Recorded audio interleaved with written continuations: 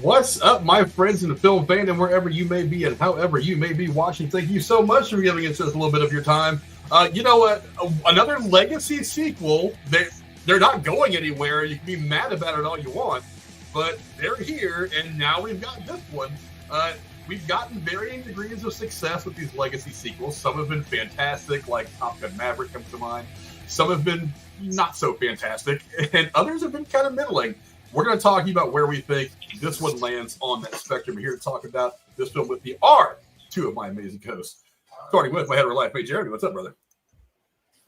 Well, if we're going to do Alien, I need to obviously pay homage to two of the best characters in Harry Dean Stanton's Brett with the Hawaiian shirt, and obviously Vasquez with the headband. So, I'm kind of excited to talk about this movie. I know it's not Prometheus levels of division amongst people about how they feel about Alien movies, but I think I can safely say there are only 3 Alien movies, and I think we can slip this one in there because honestly, we're not going to talk about Alien Cubed or Prometheus or Resurrection for fuck's sake. None of that. So. No. We've those were all questionable efforts. Yeah. Those were movies for sure. I don't know if they were good, but yeah. And the shape of the Lone Star State, my man Tex. What's up, brother? Get away from her, you bitch. Talk about Can you possibly? It's like my God, that's one of the greatest, most quotable. You can just say that in a crowd, and everybody knows what you're talking about. It is that well known. It's like, here's Johnny. Everybody knows that's Shining.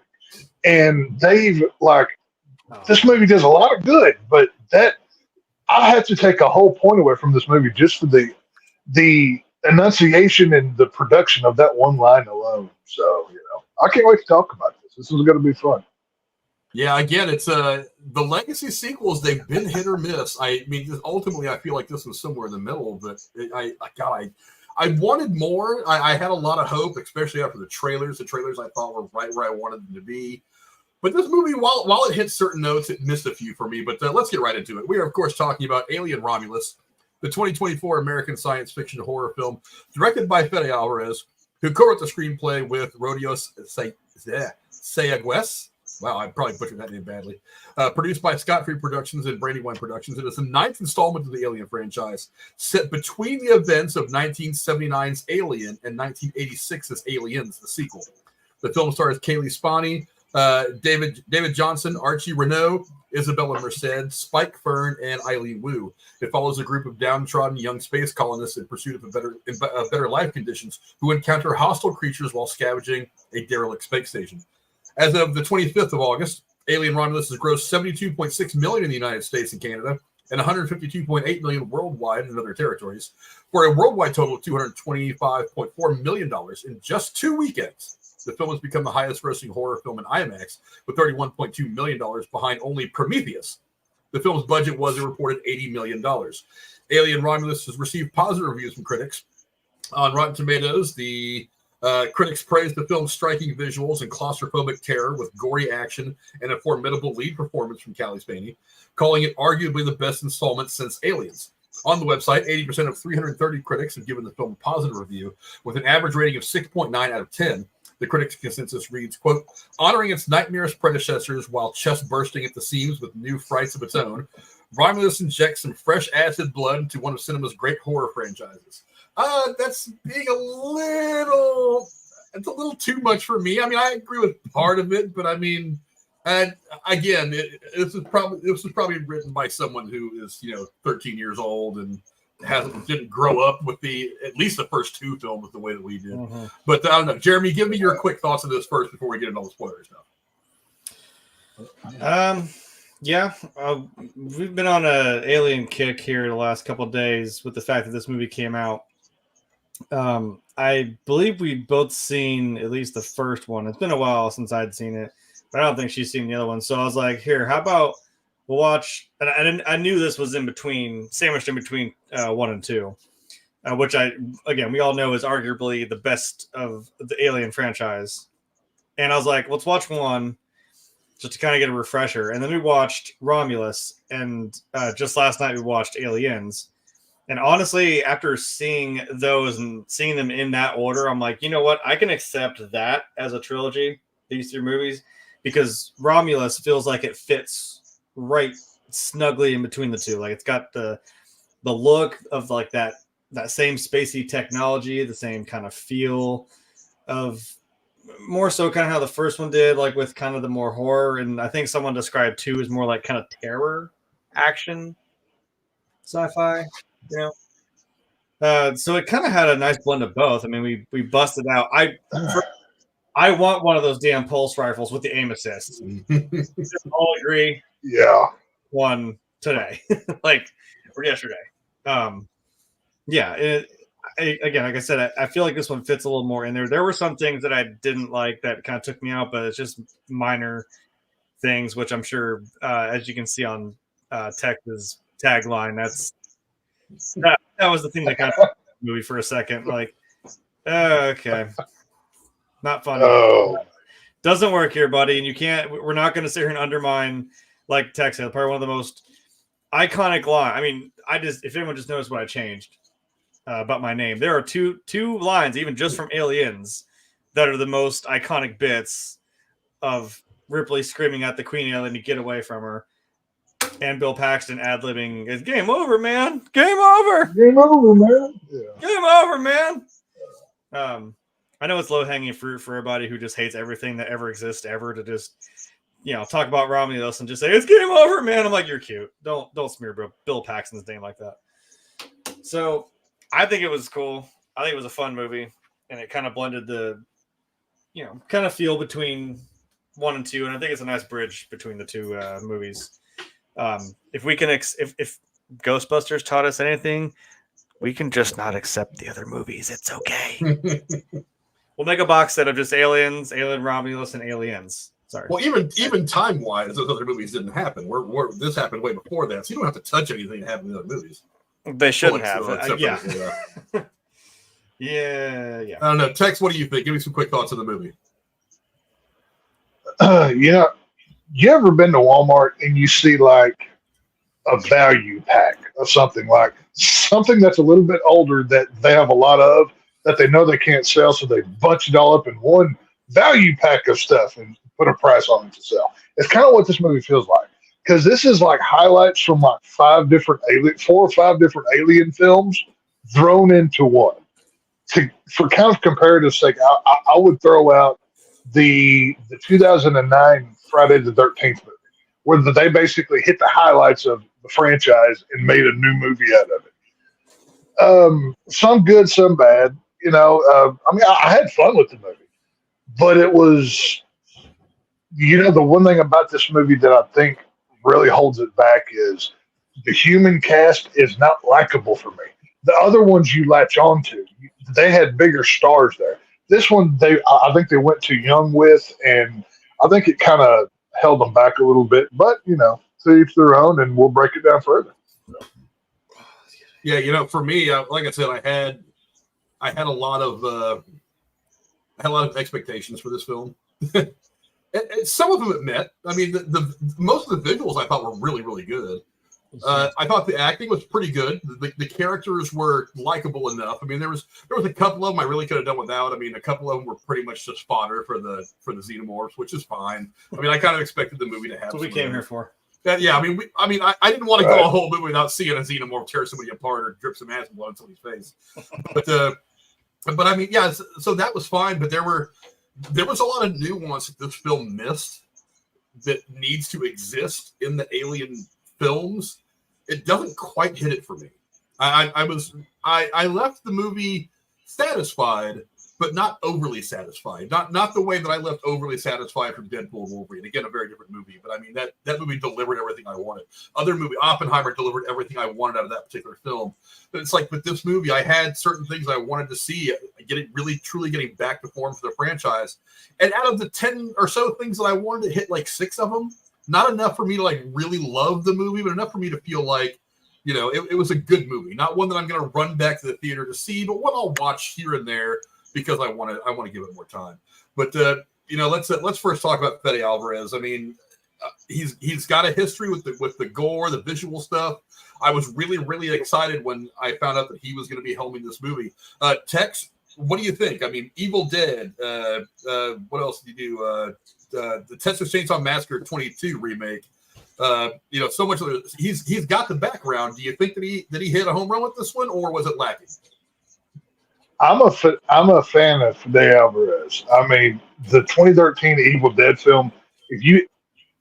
If you haven't seen that, you need to go watch it. I love the Evil Dead franchise. It's one of my favorites. And he removed Ash out of Evil Dead, took a different approach, a more serious approach about it, and made at times, very frightening film. The man knows how to terrify. And for as much crap as Texas Chainsaw 2022 is, he gets 100 points just for that bus kill scene alone. Get ready to get canceled, bro, as Leatherface just mows their motherfuckers with that fucking chainsaw. I will never watch Texas Chainsaw 2022 again. I will watch that scene on YouTube as much as humanly possible because that is cinema right there. So, yes, Fede Álvarez, he knows modern horror. He knows how to take something from the past, modernize it just enough, but it still kind of feels like the predecessor of what it was, whether it was Evil Dead or Alien, whatever. You know, what he did with this movie, I like a lot of. This movie has a creepy factor to it. When you're watching it in theater, I saw it twice, and once in theater, once at home by nefarious means, but, you know, whatever. Fuck you. When you're watching this in theater, you know, when they're going throughout the ship in the darkness, it's a very quiet film at times. And that's what you want because, hey, in space, nobody can hear you scream, right? So you need that eeriness of the quiet and the dark when they're going around these tunnels and you're looking for something to move in the shadows. He delivers on that. And like I said, I'm a Fede Álvarez fan. I want to see him get more. I'd like to see him do something not legacy sequel based in horror. Maybe give him something original because he's got potential to be great. He's good, but he's got potential to be great. Jeremy, how about you? Fede Álvarez, definitely a background in horror. I thought he was going to be fantastic. He was a fantastic choice for this film. What do you think? Yeah, if you got somebody that knows how to deliver horror, as we were just discussing, and you're going to do an Alien movie, that's definitely what you want. And like Tex was saying, I'm like, there is a certain, and as I was saying, there's a certain look and feel to these movies, like not just like it, you know, the ships and the way the sci-fi elements, the technology looks. It's also the lighting and or the lack thereof. Like he was saying, like there's a way these movies make you, you know, tense because you're not hearing stuff really. You're kind of just seeing what's going on, and you're scanning the screen looking for like, oh, does that tube look like the top of a xenomorph head? Is he just kind of snuggled in there waiting to grab somebody as they walk by? It's like it puts you on edge, and that's what you want, especially with these sci-fi horror movies such as Alien. And yeah, like 2013's I almost said Texas Chainsaw. 2013's Evil Dead was off the goddamn wall. So yeah, that's when that nurse is cutting her face with that piece of glass in the bathroom. Jesus Christ, dude, that scene's still burned into my head. I love that scene. Yeah. And you know us Texas Chainsaw fans. I'm like, yeah, okay, it was a Texas Chainsaw movie, I guess, but I think it was still trying to compete with Halloween to have the most convoluted and fucked up things that can ever happen to an entire franchise. But it's not a contest, guys. Jesus, there were some good moments of it, but I mean, because I like how honestly that even Texas Chainsaw has a stark contrast. It was weirdly a lot of things out in the broad daylight, like the harsh sun, and you're just seeing him in a field, fucking holding up someone's face, about to put it on, and I'm like, Holding up his mama's face. Yeah, and I'm like, that's supremely fucked up. And, I don't know what it is also about that actress, but like when Tex said the bus scene, I'm like, no, the ending too, because I was waiting for that little curly haired bitch. Oh my god! Chopped off. When that stupid woke bitch gets drug out of the Tesla, oh, that is amazing! God, that's a great ending. Yoinked her right out. I was like, you deserve it. I'm just trying to look at your damn face. I'm sorry. I'm sure. You know what? I'm sorry. Let me take that back a little bit. I'm sure the actress is probably a nice person. No, I say nothing nice about her. She deserves everything that she gets. It's not a documentary. It's not a documentary. If you want a good example, I fucking hate. Oh my god! I just watched Aliens. What the hell is his name? Anyway, the fucker that like heel turns on. I'm like, I hate you, but you're a good actor because you made me hate your character. I'm like, I'm sure you're a nice guy. Negan's an asshole. Jeffrey Dean Morgan's probably one of the coolest dudes in the fucking world. Like, you know what I mean? I don't know. I don't know her personally. Jeffrey Dean's one-liners alone make him likable. So, Yeah, I'm just saying. So, but if you can still make something, hello, dog. If you can still make something in the harsh sunlight still look terrifying. I mean, yeah, it's easy to do. Darkness and xenomorphs coming to hug your face. Speaking of which, can we talk about how cool that poster looks? Just the red with like the face hugger just choking somebody out. That right I'm down for a red filter. A over red filter works. Like, yeah, I like that. That looks good. It's simple, gets the point across, and I'm like, God, that's right there. I don't know what form of the alien's the worst, but like that's also just a bad day for you right there. That's your worst nightmare. I love it. Not to mention the fucking facehugger got some fucking dicks on them. They show them in this movie. My God. Whenever she pulled it off her face. The over-sexual tones of these movies we haven't even talked about, but we all know it's there. Yeah. Right. Well, suggestive when that kid threw that kettle prod into the alien and just zapped it. I'm like, yeah. Are we allowed to show that? Like, is this I was like, is this a face hugger or like Ron Jeremy impersonator? Jesus Christ. Talk about toxic shock. Holy moly. Man. I mean, that is kind of to be fair, I'm like, well, that's just this species. That's how they do it. They just latch onto your face. Right. They keep you alive, and then they just put that shit down your throat into your stomach, and then you get a little out of your chest. That scene where I saw him put the cattle prod in there, the shock thing, I kind of giggled to myself in the theater because I was thinking for a minute about that one picture from Starship Troopers that I wouldn't use when we were doing a review, and I'm like, there it is. I was like, why do they have to make it look just like that? Because I remember it looking something like that in prior movies, but I was just like, why do they have to make it so much like the vessel? Anyway, I was really excited when Fede Álvarez got signed on to do this because one of the things I really wanted this movie to do was go back to the sci-fi horror of the original film, because the original film from '79 was a sci-fi horror. Aliens, the second one from the '80s, while a great movie in and of itself, became more of a sci-fi action thing, and the horror element was lost. I think it had some thriller elements to it, but the horror part that made the first one so hypnotizingly good wasn't there. It really just wasn't. And so I really wanted, Fede Álvarez to bring that horror back to this. He didn't quite do it the way I wanted. He built great tension, but I really feel like where this movie could have gotten very wildly visual, it just kind of never made it there. I didn't feel like I didn't feel the alien hunting these people the way I have felt the alien hunting people in previous movies. Even the bad movies, I feel like the alien was. He was much more menacing, whereas in this one, it was just kind of like the overall situation was the problem. I was actually more tripped out about the idea of them falling into the rings of that planet than I was about the xenomorphs at one point. I was just like, that's kind of the part I want to see because that sounds cooler. Ice ring or whatever. Yeah, I was like, because at that point of the movie when it says, we're going to fall into the asteroid belt of this planet, I'm like, well, I mean.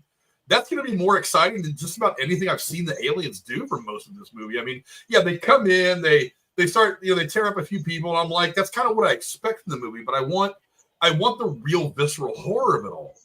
It's like I didn't really feel like he gave us that, which is kind of a disappointment because he's got between Evil Dead, Don't Breathe, the Texas Chainsaw Massacre remake. I mean, it was like, there was opportunity there. He had somebody there with the directorial skill to do this, and he just never really quite made it there for me. But story-wise, I have no problems with it. I like what he did with that. It was going to be really hard. Look, one of the things that this movie needed to succeed was a great story. You couldn't just go out there and say, "Well, I'm gonna," whatever, just make another movie where the aliens are walking around killing a bunch of people who don't really matter in the grand scheme of things. He does do very well to kind of get you attached to the characters early, especially Cailee Spaeny's character, her and her, brother, played by, I think it was Rain and Andy. Brother. Yeah, it was. I really liked building that family dynamic, getting you kind of emotionally attached to these characters. That's something that hasn't really happened in a lot of the Alien movies. I think they tried to do it with stuff like Prometheus, and the other one they did was supposed to be the prequel. But those were really cerebral movies. Nice. Again, they drifted away from the horror and tried to make it a real thought-provoking film. And I'm like, I don't really want that in the Alien movies. I mean, it's okay to examine the background of the xenomorphs and all that, but I don't really want that. They did a really good job of making me want these people to survive. Most of them, anyway. But he did a great job from a story perspective, from a character perspective. But that one little aspect of the true horror, I wanted to bring that visceral horror, just wasn't there. Not in the parts of the movie that I really wanted the most. I thought it was a little bland. But let's take a second to talk about the cast now. Again, I mean, I can't knock the cast at all. Cailee Spaeny, I thought, while not being Sigourney Weaver, I thought carried the movie pretty well in a very different way. I don't know, Tex, what do you think of the cast and who stood out to you the most? Out of our human cast, Rain and Andy were the only two I liked. Everybody else sucked. I'll give a pass to the pregnant chick, Isabela Merced or whatever. She doesn't really play much into this film, but like I said, going back to the start of this is one of the weaker Alien films for cast for me. I found none of them likable. I cared about none of them. And yes, I know I'm the emotionless gore guy. I just want to see xenomorphs rip people's chest apart and, blood splatter. But even that said, even Prometheus and Covenant had like Shaw from Alien Prometheus. I thought she was amazing. And by the way, the off-screen death that she got was a travesty. Ridley Scott should be brought up on charges for that, but that's beside the point. As far as this cast goes, like I said, I didn't care about the human people. I knew they were just cannon fodder for the splatter cabin we were about to get. But I'm going to have to disagree with you on the alien there, Frank. I thought Trevor Newman did well playing the xenomorph in this movie. I like how we didn't get a lot of him right up until the end, as an alien film should. And he delivered physically. He looked menacing. The walking, even when he was just sitting, like whenever Rain and Andy are in that tunnel at the end of the film, and they're looking at all of these xenomorphs, and the xenomorphs are looking at her with that gun, and they know if they take a step, she's going to fire. You can obviously you can tell the real ones from the CGI, but I thought the xenomorph was really well handled in this movie. Now, plot device, how the hell, after you've got 4 nuclear explosions that go off on the Nostromo, how does all of that wreckage end up in one place? That's my one big question, or one of my many questions about this movie, but one of the more top ones. But, me and Alvarez will talk about that later. But, yeah, I thought Trevor Newland did really well as a xenomorph. I was impressed, but yeah, I was a fan.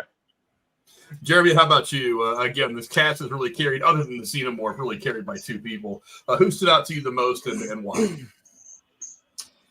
Well, you know me. I always try to pick something on the side or some other, character. And I can't really use the same argument of like, well, there's not really a big cast, so it's really kind of hard to narrow it down because they all,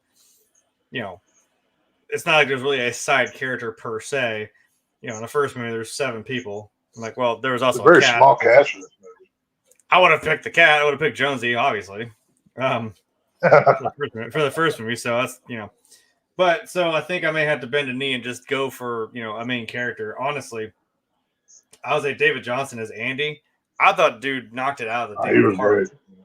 Yeah, I think he was the best part playing the android of this movie.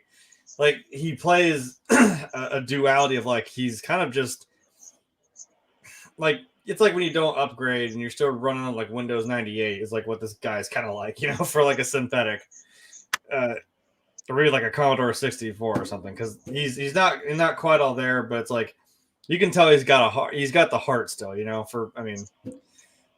I can almost quote from Bishop, like, no, not bad for a human. Well, not bad for an android.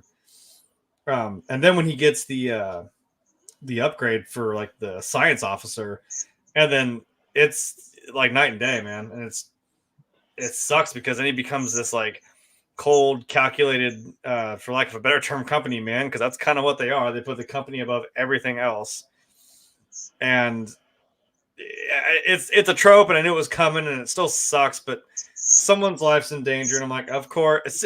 And again, I hate that I've seen a movie before. As soon as that chick said she was pregnant, I'm like, she's gonna die. You're dead. Actually, I really thought she was gonna live, because there's that one scene in the third one. Now, different situation, but like the xenomorph catches Sigourney Weaver and recognizes that she's the clone, and she was cloned with the DNA of both her and the other alien that she had fought with in the previous movie. So left her alone. And I really thought for a minute that the xenomorph would sense some other entity growing inside her or whatever, since the pregnancy. Well, it did. It was like, hey, you got room for one more? But, well, the pregnant chick didn't get the. Maybe that was kind of a head fake that they had thrown at me, because for a minute I was like, is the alien really going to leave her alone? And then, ended up.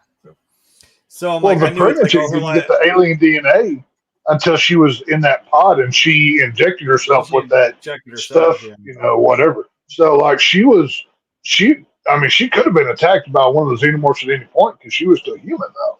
So yeah, I'm like, I knew it was gonna happen, because I'm like, oh, she said she's pregnant. I'm like, cool, you're gonna die, aren't you? Like, and then like now her life's in danger, and they're separated by this airlock door, and it's like, yeah, Andy could open the door, but it's kind of like, okay, but if I do that, we all die. I'm like, man, that sucks. And I know it's just calculation, but like, damn, you're just gonna let her die, because the rest of them are gonna end up, living and carry on, with the mission. But as we kind of know, but like if you've seen the movies, like they don't necessarily kill you. And she got put into a little cocoon somewhere, and I'm like, I don't necessarily know if Andy knew that, but maybe as a science officer, he might have known that. I don't know. By the way, if any haunted house wants to recreate a haunt for any Halloween thing this year, recreate that hallway with people glued to the wall. That would be amazing to see, because that was awesome in the film. So, go do something like that. Yeah, you could easily put actors in something like that and have something. Well, that's what I'm saying. Just get some kind of sticky substance that's not coarse enough to keep them there permanently, but it looks real. So figure something out. Something to be able to let people like in and out of it, though. That's the thing. You gotta be able to. I'm not gonna sit in this position for like 6 hours. Like, hey. Oh yeah. Of course, yeah. Make it, maybe some kind of sticky goo slime or something. But that whole scene of the movie was, I thought that was the best part of it. Whenever once all the alien stuff starts to happen. But I really enjoyed that section. Yeah, I'm going with Andy.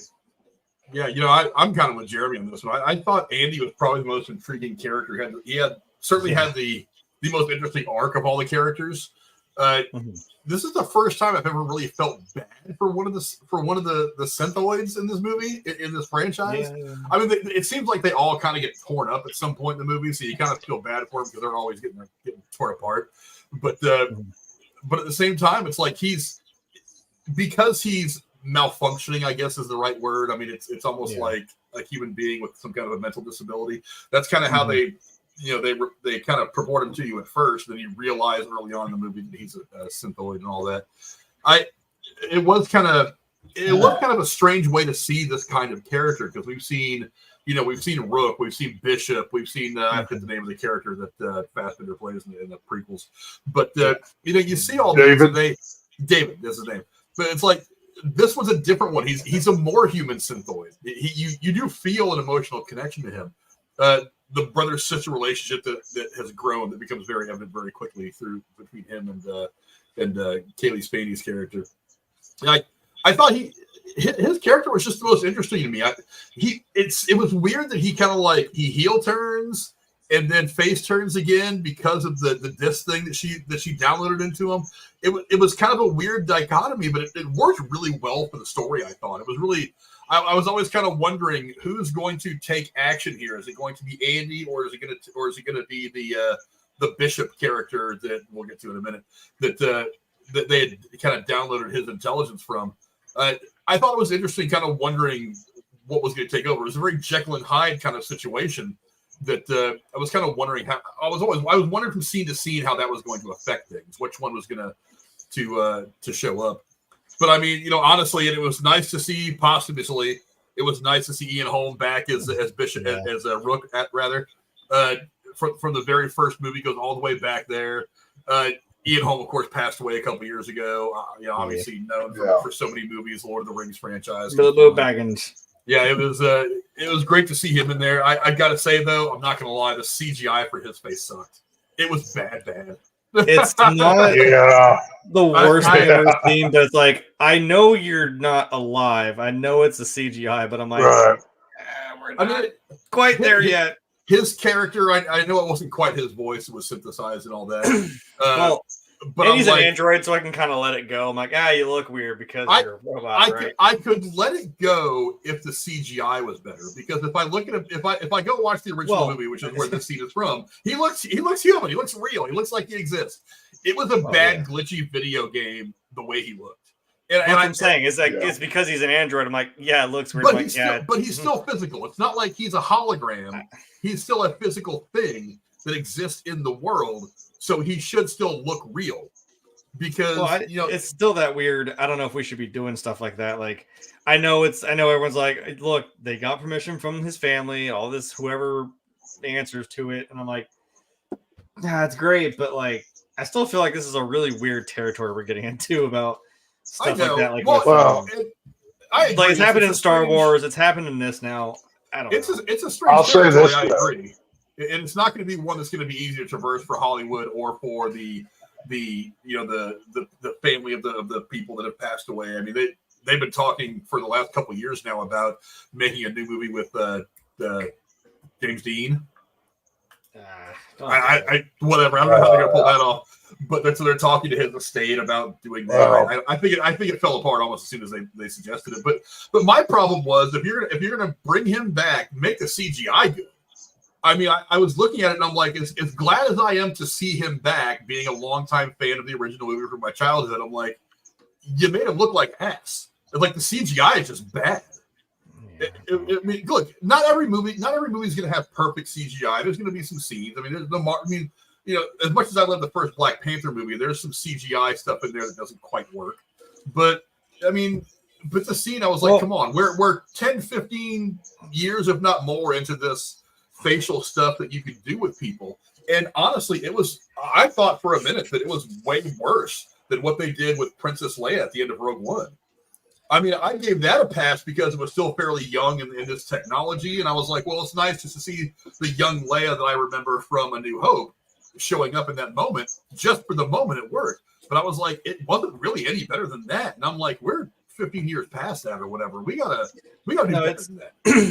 I think the other problem with this, though, is there's kind of a more glaring issue between, like, say, Princess Leia, when they did that for New Hope, Rogue One. Like, Ian Holm has since passed, so it's not like you have something to kind of bounce off of. Like, they used, like, Carrie Fisher, and they used her daughter for it. Like, and I'm like, Carrie Fisher's still alive. Like, you can still use her. You can kind of, and I was thinking about, like, with Harrison Ford, when they did Dial of Destiny, I'm like, it's still Harrison Ford doing a younger version of himself. So I'm like, you actually have him there. You don't have Ian Holm. So I'm like, I'm assuming you have to do some other footage somehow, or other or not stock, but other film that he's been in. And then you still have to make it, someone else has to probably still move their face and make, the movements happen, and you got to put the voice. So I'm like, you don't have your actual actor, and that's what kind of makes it worse. I get it, but if you can do face capture on Mark Ruffalo and make him look like the Hulk, then why couldn't you do something at least that good on this? I don't know, because like I said, you actually have Mark Ruffalo there to do it. That was kind of where I was going. Like, you've got basically, you can all you got to do is put dots on somebody's face, and you and I can go out there and like blip the words and say the dialogue, and they can screw with the audio and post. They can do whatever they've got to do to make my facial expressions and facial movements match. Put his face over what would be mine with all the dots and all that. I mean, you can do that. I mean, Chris, look what they've done with Andy Serkis in the Planet of the Apes movies. Yeah, I mean, you're making him look like a. Yeah, but I mean, if you got, I mean, we know what an ape looks like. None of those, but none of those apes look like Andy Serkis. The ape that he plays, it doesn't look like Andy Serkis. So really, it's not like you should really just put anybody out there with some dots in their face, do the mocap stuff, and it should work out better than what we got. I don't know. I maybe there's going to be some story explanation they give to it, like, oh well, blah blah blah, and blah whatever. There's going to be some technical explanation they might give later after they hear somebody like me bitching about it. But let's go into the plot now. I mean, again, plots for Alien movies. Generally speaking, they're kind of all the same thing. People run afoul of some aliens, but this one, again, had a little more depth to it. Jeremy, what do you think about the plot for the movie? Is there anything you would change, or did it work out good for you? I liked the plot. I mean, we know what we're here for, and I know, like Tex was saying, I was like, come on, you watch these horror movies. You don't care about the teenagers, and you know they're just shitty on purpose. They're just there to be killed. We don't care about them. You don't have to. We don't have to like them, honestly. The only ones we're supposed to care about, really, is like Rain, and then obviously her brother Andy, who again is not a real person, but semantics, I suppose. So I get it's like some of them were kind of overplayed. Like I get the one guy who just hates synthetics, which I mean we saw that with Ripley a little bit, but it's like, yeah, it's justified, but if your one character trait is, I hate robots, like, okay, dude, we heard you 10 minutes ago. Shut up. They did kind of beat that to death a little bit. It's like, I get it. You're an asshole and you hate him. And they even compounded it with a sob story of like, oh, my mom was in a mine and one shut the mine door and let my mom die. Like, okay. Come on. It was such a overdone, overcooked story. I mean, you could have still had that, and I'm like, okay, but like, every scene, my guy, come on. And I'm like, you're really gonna bully your one character who you again is part of your biggest plot device. Like you need Andy to be in the ship. And the whole time, like Andy's the key to what they want to do anyway. Without Andy, literally the key. Maybe you just want to at least humor him for the time being. You know what I mean? I mean, he gets that science chip. He starts running calculations. Like maybe I could let him die. You know what I mean? So he's not worth keeping. I like the world building of it to start, because that is kind of the whole plot. It's like you have, it reminded me of to again be the gamer. It reminded me of Outer Worlds. If anyone's ever played that, it's like we've gone out and tried to colonize space, and a little bit of Firefly, kind of, where it's like we're terraforming other planets and just kind of leaving people here, to do their thing, and we all know what it ends up being. We've seen this town. I've seen that town in Outer Worlds a number of times. It's a company town, and that's the bottom line you abide by, and basically they work you to death until you die, and you're just another person with a number on your shirt, and it sucks. So I like that, and I like that's their reason for getting out. They want to go somewhere better for themselves, and it's the same thing you always hear, like, hey, I got enough credits to leave, and they're like, oh, no, you don't. I'm like, Jesus. I was like, yeah, there it is. So now we have some other means of doing it. I mean, I don't think I really needed it explained. And I was like, wait, so where'd you happy fuckers come from with a ship all of a sudden? And you're just going to dip out? And then no one thought to stop? Whatever. I'm like, if you're going to tell me, okay, we can go salvage these cryopods, put ourselves to sleep, and then mosey on over to a planet that actually has sun. I'm like, well, okay. Sounds pretty straightforward. And I'm like, it's not going to be that easy, is it? So, of course, they get there. There's not enough cryo shit to keep them asleep for long enough. So I'm like, aha, so here it goes. Now we got to go find that. And of course, we get deeper into the ship. What's deeper in the ship? More aliens and about a zillion fucking face huggers. Like, oh, sweet Jesus. And it's kind of the thing of like, it's not, you start to see it unfold. Like you just hear, if you're on the surface of that planet, you hear that, oh, there's this thing up there in our orbit that's just decommissioned, just kind of floating. And then you realize, no, that's not what was going on.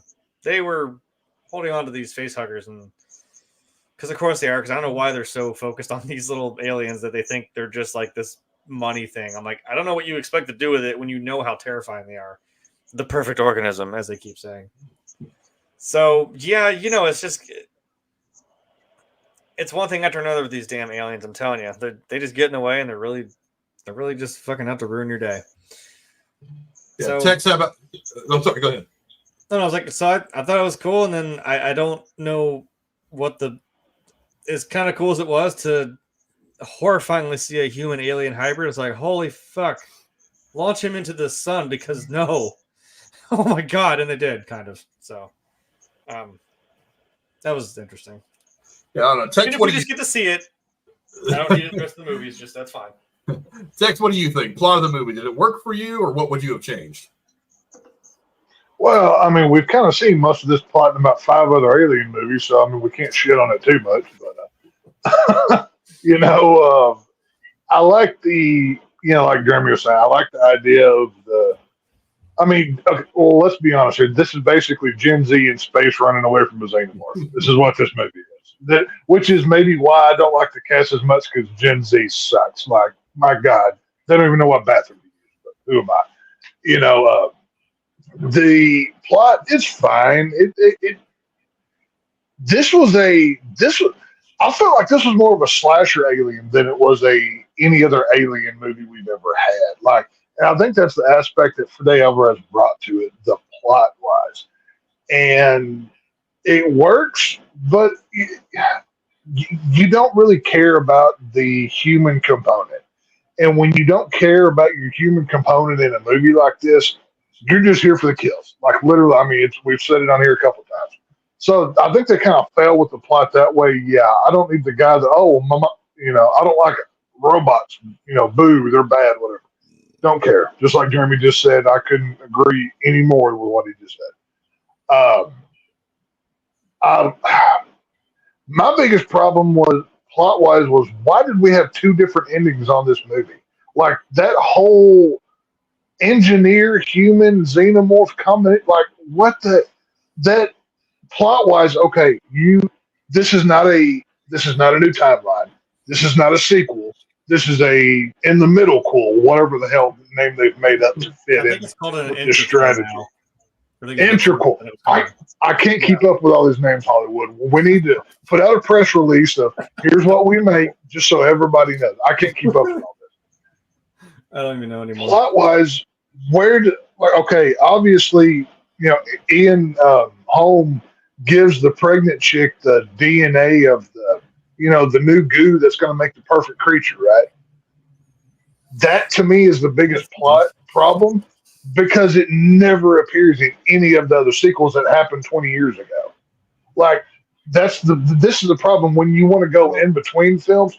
You can't introduce something that never gets picked up again. Otherwise, you leave a plot hole or a dead end, which Marvel has done so many times. I mean, how many Marvel credit sequences are never going to go anywhere? This one did the same thing, but with the whole ending scene. So that was my biggest problem with the plot, I would say. Or at least they kind of teased it when we saw it, and I was like, okay, but it's got to go, because you can't be having that shit running around. I'm like, it was fun. I mean, that thing out the airlock. Hold on. Were the samples on the ship? Did they all get destroyed? Is that maybe how it's gone? Okay. Are you're really telling me if they have Alien 1.75? Oh, we found the samples floating in space. It was in a molten lava rock that we found. One line of dialogue, as Frank always says, and those DNA samples are back in. Hold on. This is my problem. If you want to talk about, I mean, if you know anything about space, it is fucking massive. You want to run numbers? Just from the which once again goes back to my point of, in the original movie, there's like 4 nuclear explosions on that one ship. Yet all of that wreckage is still pretty intact and right there together, just floating around. It's it's like it's tethered or something. How does that happen? Like, to me, like it was the minute stuff that kind of pulled me out of it plot wise. But this was a slasher alien movie. And right in the middle of all that is an alien in a cocoon. Right. Kind of like, this is what I'm saying. I'll suspend some disbelief just so we can have a movie. But there is part of me that's like, come on, guys, try a little harder, will you? I'm not even talking about that. I'm talking about like the absolute astronomical chances that they even found Ripley in that little tiny spaceship taking a little cat nap with Jonesy. I'm like, even after 57 years, there's no way they just happened to find her. Like, yeah. To quote another YouTuber, it was barely an inconvenience, something along those lines. What are you going to do? Hard to find Ripley out there in space. Actually, super easy, barely an inconvenience. Yeah, really? Well, yeah, we need a sequel to happen, so therefore it's going to happen. Avengers Endgame. Wow. Avengers Endgame starts the movie with the same kind of paradox. It's like Captain Marvel's flying around space and just happens across the ship. Finds Iron Man. Tony Stark dies. Yeah. Come on. Whatever. Yeah. I'll suspend some disbelief just so we can have the movie. But at some point, you got to be like, well, can you at least make it statistically possible? I mean, big space. Here's what they should have done. If they wanted to have Alien 1.5, they shouldn't have tied it to the other films. They should have had a different space station that just happens to be studying the same, face huggers aliens. That to me is more believable. That is what I would have done with it. So that way I wasn't tethered to that old story. I can be in my own little pocket where if they want to do 5 more alien movies, they're on the other side of the galaxy. And they just happen to be studying the same thing, which is possible. That's what I would have done. Wasn't this also kind of what Dude was trying to do in Aliens? Where he's like, oh, yeah, I'm going to let the facehuggers impregnate Ripley and Newt and just smuggle these aliens inside of them into the company or whatever. So I think they've done it about 5 or 6 times at different points in the alien timeline. But because I'm like, well, this kind of proved that it didn't. This proved that didn't work because what's her face was pregnant already, and then she had the shit injected into her neck, and then we saw what happened. So I don't think it was going to work either way, and we kind of there's a big plot hole that as I was it occurred to me as I was watching the movie, then I realized that it wasn't just this movie. It's kind of all across the entire franchise, and maybe I just didn't realize it to this now. Weyland-Yutani Corporation, they're a corporation. They're all about profit. How are we going to benefit from this, either financially, mostly?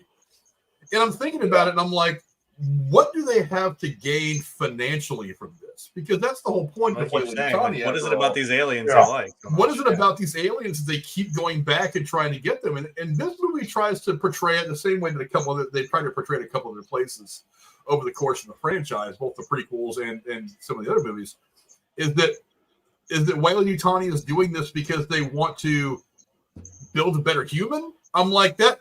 I mean, ethics aside, I'm like, there's no profit in that. So why is Weyland-Yutani bothering? It's not like you're going to be able to build 1 or 2 of these things and then sell them as mercenaries or as weapons of war, like there's some kind of gun. What other use for them is there? I don't.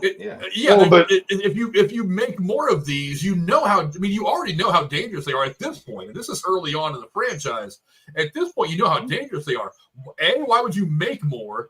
And B, why would you want to turn human beings into something like that? Because they're not possibly controllable.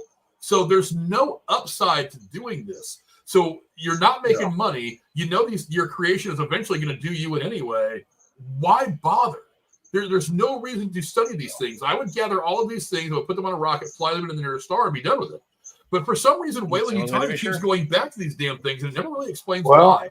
Now, Frank, one of the prequels, the Weyland character is on the ship. You find out, and it kind of alludes.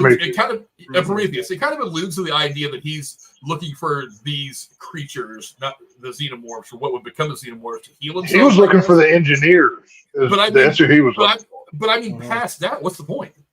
Why are you even doing this? There's no gain. There's no gain monetarily. There's no gain situationally. It's like there's no good outcome for you. Why bother? And they keep going back, and I don't really get why.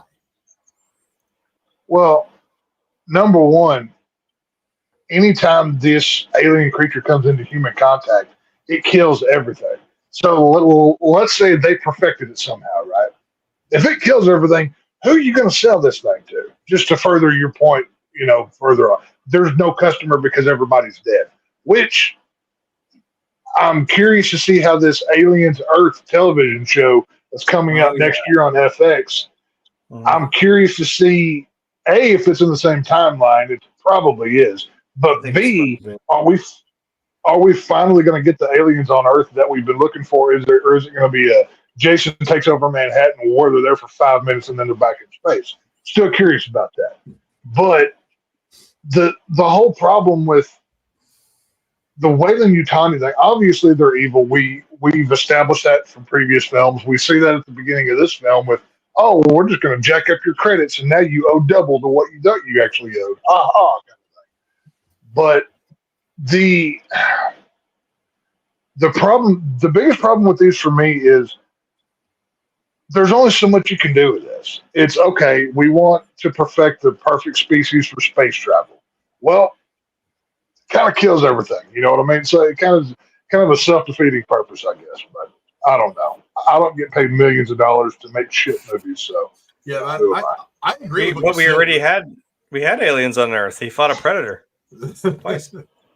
No, those don't exist. We don't talk about that. I think I maybe saw those once and never watched them again. I was like, okay, they're not memorable movies. But we don't talk about. I agree with what Tech said. Ultimately, the plot is kind of a cookie cutter alien movie, but it's like there's a hole here for this entire franchise that kind of presented itself to me pretty clearly in this movie. I'm like, why are they bothering? There's no win here. As a matter of fact, it seems like every direction Weyland-Yutani can go with this, it turns out that it's a disaster. Why wouldn't you just put all of these things that you've collected on a fucking rocket and fly them into the nearest star? And just be done with them. And hope hell that if there's any more out there that you don't come across them and they don't find you. I don't know the breakdown of years. I don't know the breakdown of years and the timeline of which film. Is it 20 years or 100 years between these? Because I know technically Prometheus is the first one. Covenant is second. Then Aliens. And then Romulus, and then Aliens, and then 3 on through whatever. So, Resurrection, I think. Did the data from Covenant and Prometheus not get transmitted back to Earth to the Weyland-Yutani Corporation? This is the problem. Whenever you're playing with a singular timeline like this for 50 years or whatever it's been. This is the problems that you create because every solution you think you come up with, you create 3 more questions. And it's just, I don't know. They should have told a complete separate story. Like, did y'all ever play the Alien Isolation video game?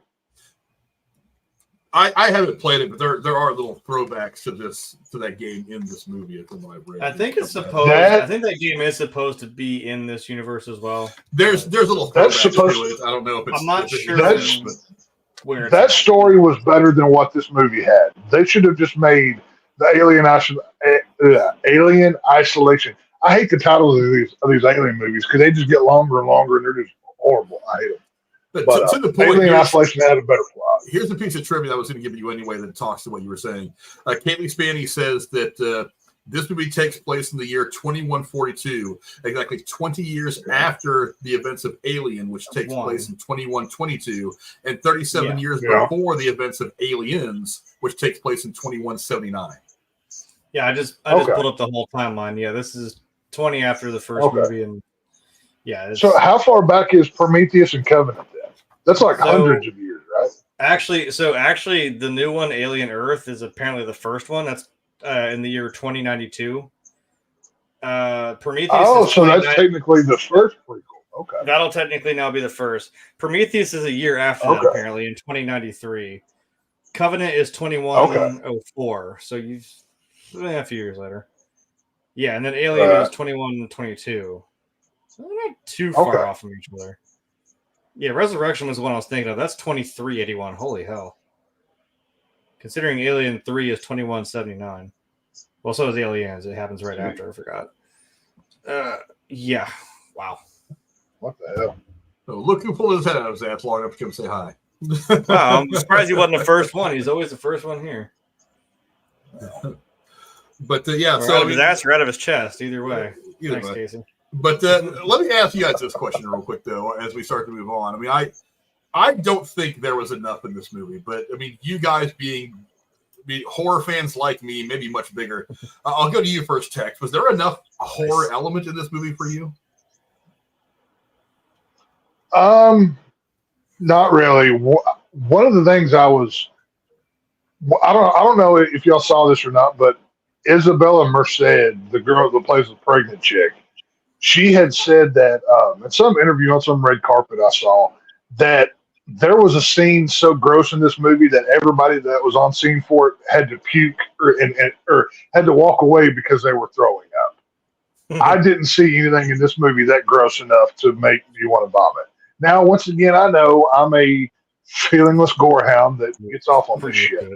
But that being said, there was horror in this.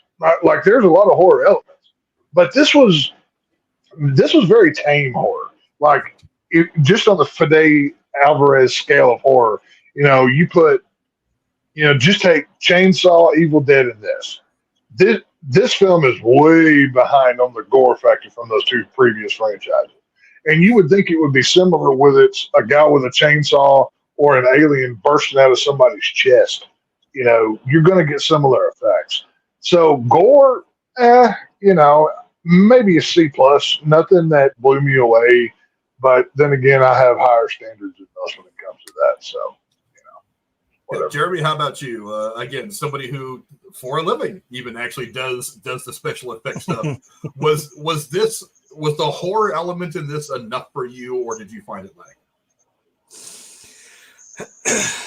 It's like I said, this is a little different. This feels like I said, it's kind of a bridge between 1 and 2, where, like we said, 1 is kind of more traditionally like it's more of like a horror film, and 2 is kind of just more of an action. I think that, like I said, like terror, not necessarily that it's horror. It is different.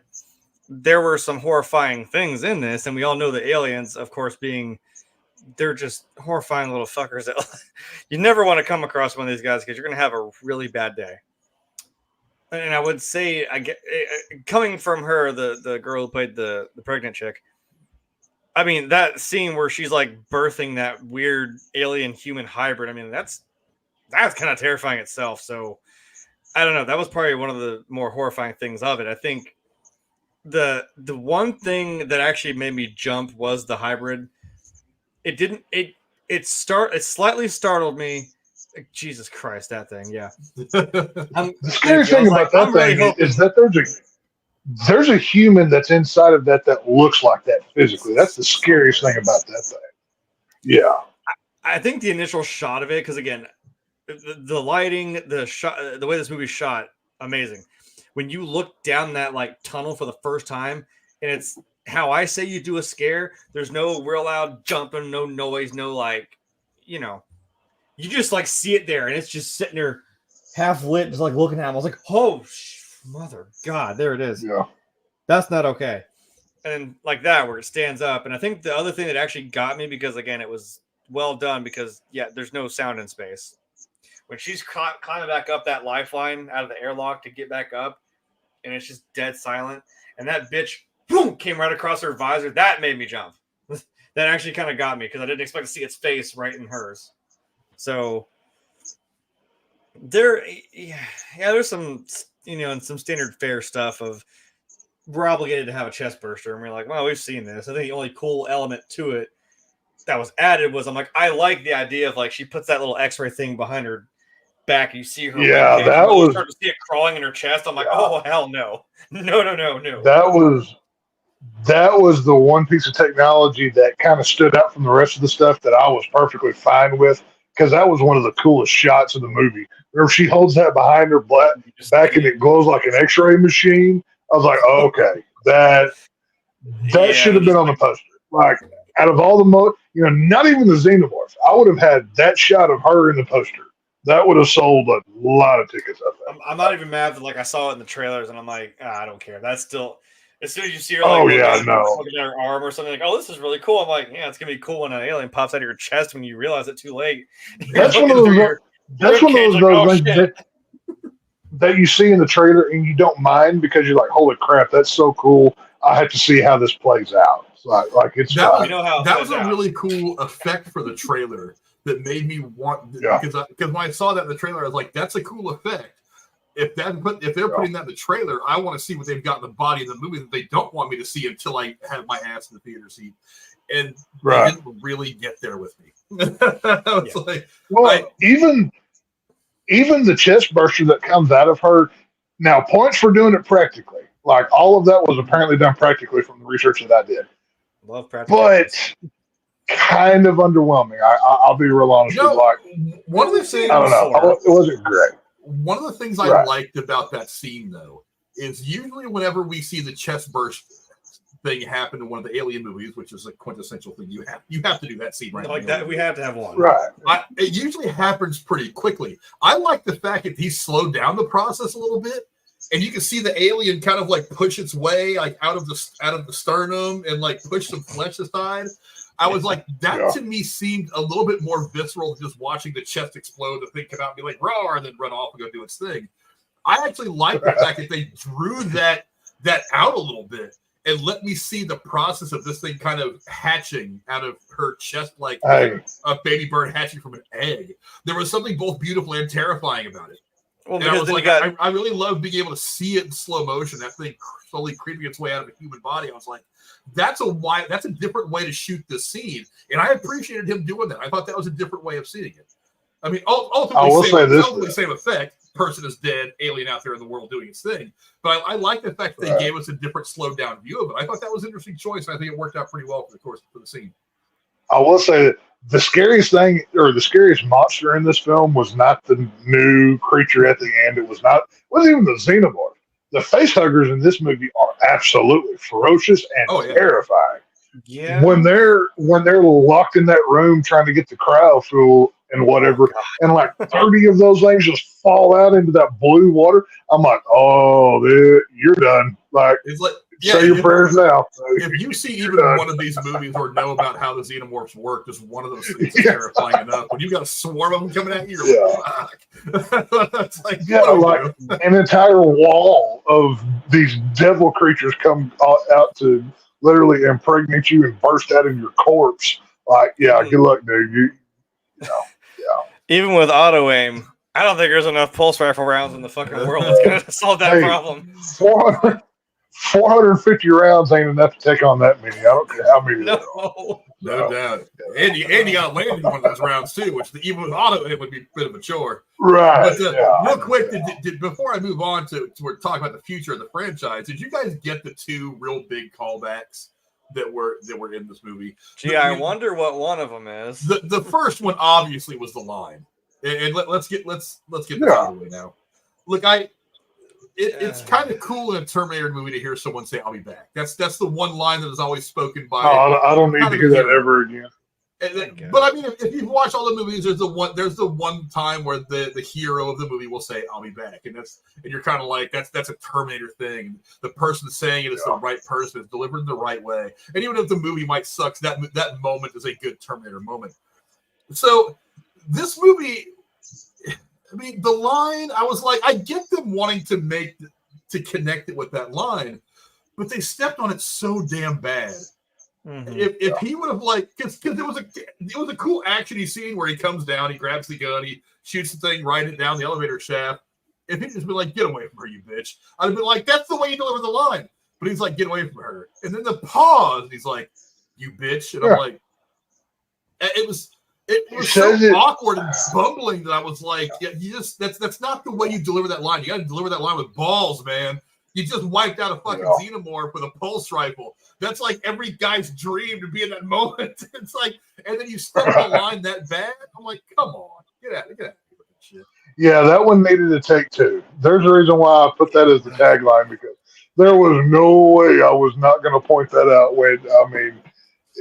Like I said, it's one of those lines you could say you could go into Walmart, just say that line, and at least half the people there are going to know exactly what you're talking about. just like I'll be back, or here's Johnny, or whatever. It just the execution of that was atrocious. Like that needed to take two. Maybe there's another cut on the cutting room, or another version on the cutting room floor for the director's cut or whatever that they put out that they can fix that with, because that version, you don't say that as a proposition. You say that as a definitive statement. But yeah, I'm like, that's not the whatever. same moment. That's not the same feeling as like you should have when you're delivering. And to be fair, David Jonsson is also not Sigourney Weaver either, saying that line. I know. So, you know what I mean? So it's not. If you deliver it with inflection, if you deliver it with, like I said, with balls, the way she delivered it, I think I'm like, that at least is going to fit. But the way I think what they meant to do with that was, I think they meant to kind of play it into the whole running gag about him with the dad jokes. So it's like he says, "Get away from her," and then he kind of looks up at her and goes, "You bitch," kind of like he's trying to make a dad joke out of it. And I'm like, that's not the line that you fuck up making it a dad joke. You gotta say that line with balls, man. Say it the way it needs to be said. I feel like even he should have at least. He should have at least, like, the way Ripley did it, obviously, as we know, that's said with like some emotion. She comes in there with that fucking load, and she's like, "Get away from her, you bitch!" And she's gonna throw down, literally, with the alien queen. I'm like, oh, here we go. Okay, we're fighting. If he would have like just came down to like a badass, and he could have just delivered. He's an android. He could have just delivered that line like just straight, cold as fuck. Just get away from her, you bitch. Just straight up like that. That still would have just hit a lot harder. Wow. Yeah. Than just being like, what's my line? Oh, yeah, bitch. And I'm like, what? And for comparative sake here. It took me out, and I'm like, you don't get to say it before the actual character we all know said it like 30-some years later. I'm like, no, see, now you undermined it. And now it's like, oh, you said it, and you fucked it up. I'm like, if you're going to do the same thing, like he said with Terminator, like in Star Wars, somebody always says, I have a bad feeling about this. But it's like, yeah, you get the joke. Like, it's always there. But there's a gravitas to delivering these lines in the right way and in the context of the movie you're making.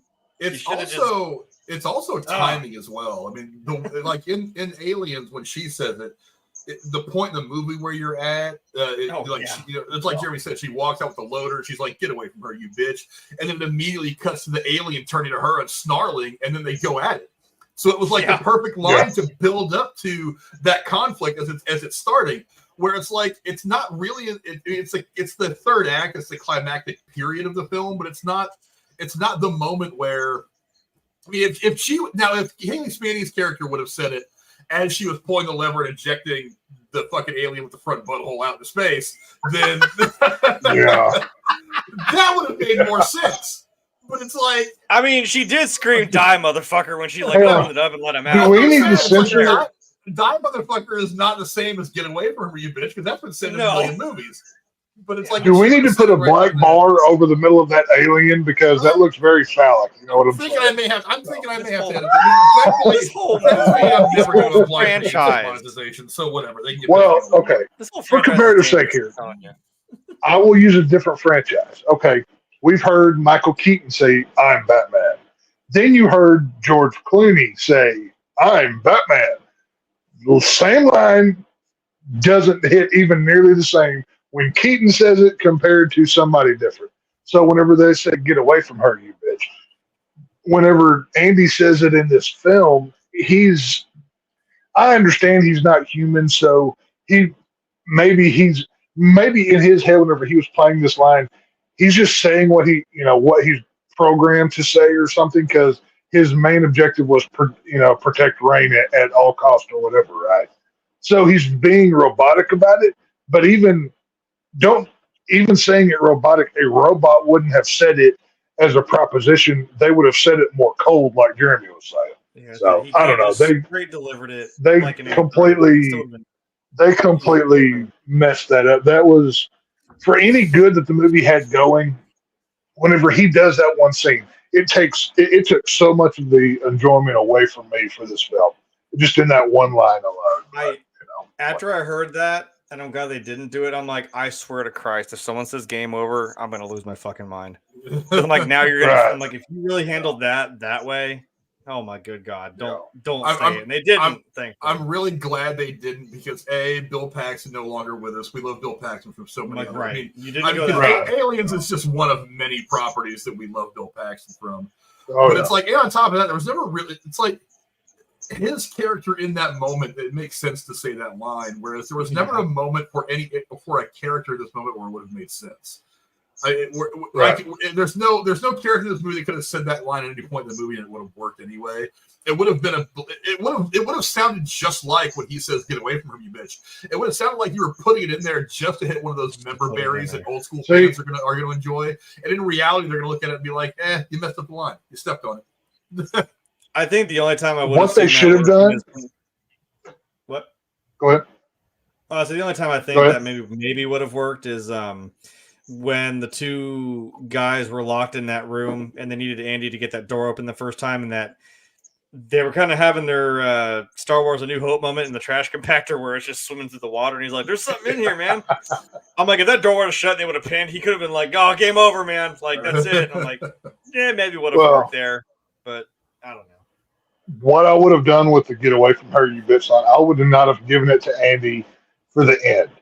They should have used it earlier in the film whenever they were going after, whenever that guy's or that girl's boyfriend or husband, whatever he was, Rain and Andy were going after the pregnant chick.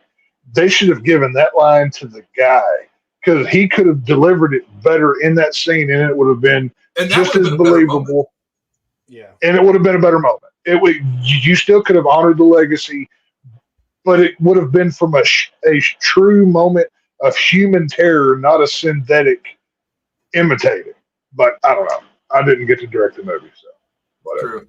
But a couple of other shots I want to point out real quick is there was this one. They're definitely going for a bit of a Sigourney Weaver look. He just looks too much like a deer in the headlights. I get it. Yeah. Because I was thinking about it today. It's like her character in this movie is roughly the same place that Sarah Connor is in the original Terminator. She's just an innocent girl who's trying to get through life. She has no idea what's really going on around her. Where Sarah Connor, the first Terminator, she's just, she's a young girl, has no idea what the future holds. The Terminators, none of that makes any sense to her. That changes for her from that movie to the second movie and on to the franchise. Same thing here. It's like they're going for a certain look, but there's a certain power that Sigourney Weaver carries in the first and second movies, really, especially the second movie when they kind of give us the scene where they try to imitate here, that she just doesn't really have. Not because she's not a good actress. I actually like Cailee Spaeny's performance in this entire film, but it's just not the same. You know what I mean? The other one that they went to was this one right here. And I immediately was like, okay, they're going for that moment where Michael Biehn is trying to teach Sigourney Weaver how to shoot. And I'm like, I'm sorry, but there was just a little bit of sexual tension between Sigourney Weaver and Michael Biehn in that moment in Aliens. It's like I'm kind of glad that it never realizes into a relationship. But at the same time, it was nice to have that in the midst of all the chaos of xenomorphs tearing people apart and shit like that. There was no emotional tension whatsoever in this movie, though. Like it was better for it, though. Well, okay, you've got a husband or you have a couple character in this movie, and like the way they show emotion is touching foreheads. Like, is this some kind of weird woke Gen Z thing? Yeah, but I don't know. That to me, like the cast, Rain and Andy did it. I mean, like I thought it was just a thing. Well, that's what I'm saying. That's what I'm saying. Like, can they not like it? I know, like on set today, if you show any kind of like sensual stuff, you have to have intimacy coordinators and all this stupid woke crap, whatever. Like, can you not even show like a couple like emotionally, attaching, not sexually, but like hugging or kissing or something to show true emotion? It's like, oh, I'm going to touch my forehead to yours. It's like, like to me that felt very ingenuine. Like to me that was very, I don't know. There's another plot hole in this movie. I was going to make it part of the trivia, but that's just too long to read, so I want to talk about it a bit here. There's a little bit of ambiguity concerning who the father of Kay's baby is. I didn't realize it was relevant to the story. I was like, okay. Well, he says that it was just some asshole, and for most of the movie, you think that he's not even around. But there is this one moment that she has with what's his name, Spike. The one guy who's constantly hating Andy for whatever, killing his mom. where you kind of get the impression like they're an item, but it's never explicitly said, and then 30 seconds later he's dead. So, but it's for some reason it says everything I've read says they're actually cousins. I'm like, aren't they related or something? Are they? So is this just some bad editing, bad writing, or are they from Texas? What do you think, Tex? I will have you know, we check family lineage before we marry anybody down here or lay with them. By God, Hey man, we start checking. Hey, who you kind of play a game of, okay, who do you know? And you start trading notes, and if you don't know enough people that match, you're good to go. But, that's how tree stump is the family tree, Tex. Jesus, that's how my family tree. My family tree forks many ways. Thank you very much. It doesn't go straight up, so I'm not going to have that slander thrown at me. Thank you. I don't have a telephone pole for a family tree.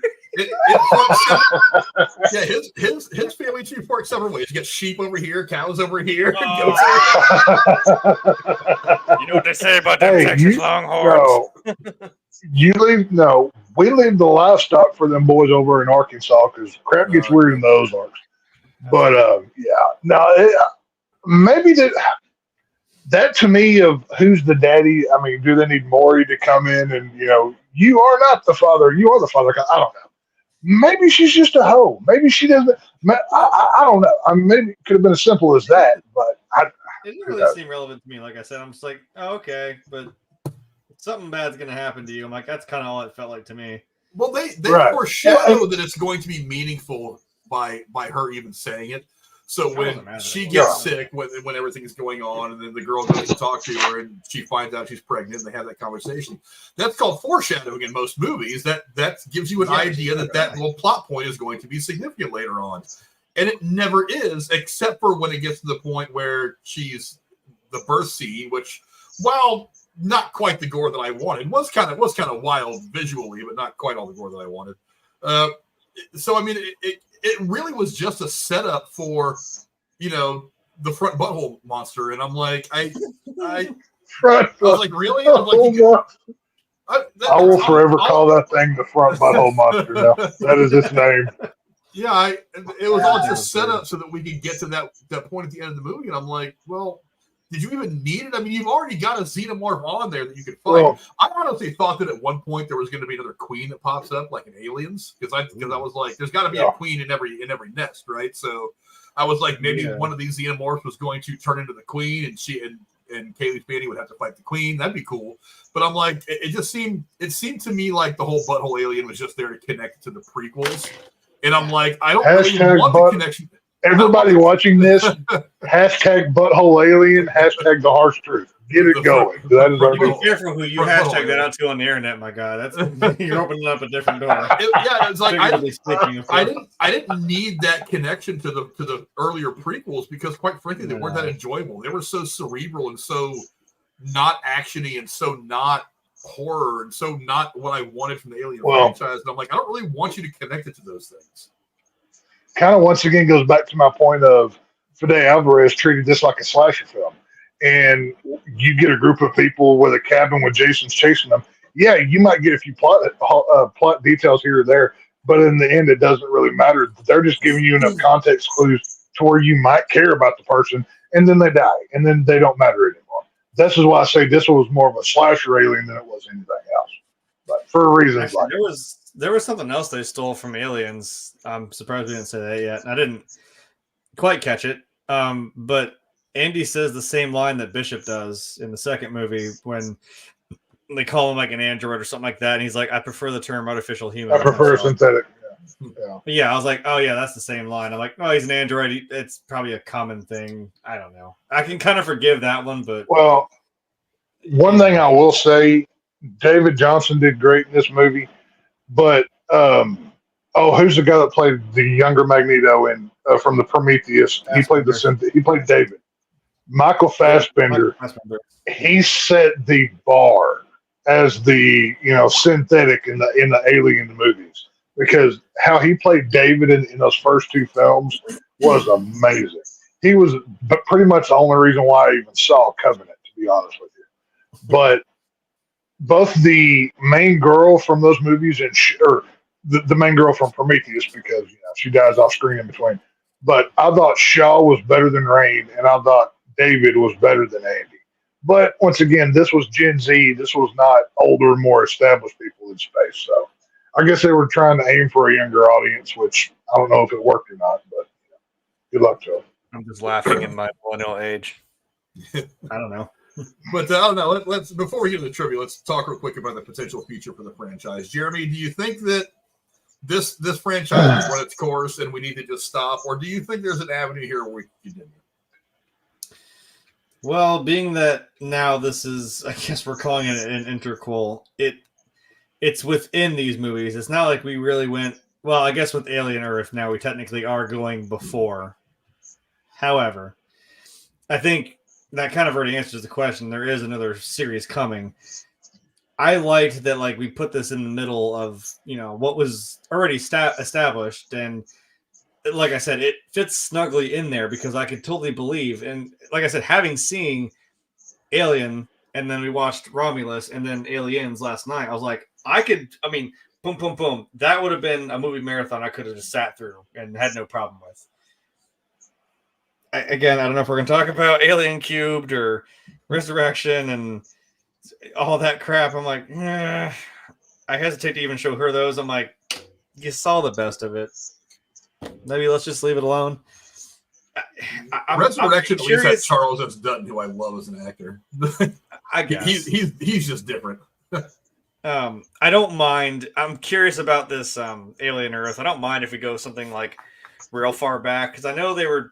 Some timelines I've seen have even said that like AVP technically happened first because it was current day Earth of like 2004 when the movie came out. I'm like, yeah, okay, sure, but I don't know. I can accept Alien Earth first and then like Prometheus. Covenant. I don't think that's in the official timeline, though. Is it? That's not in the canon timeline. I wasn't sure. Everyone I saw didn't have it, and then someone made one where they were. I'm like, I guess.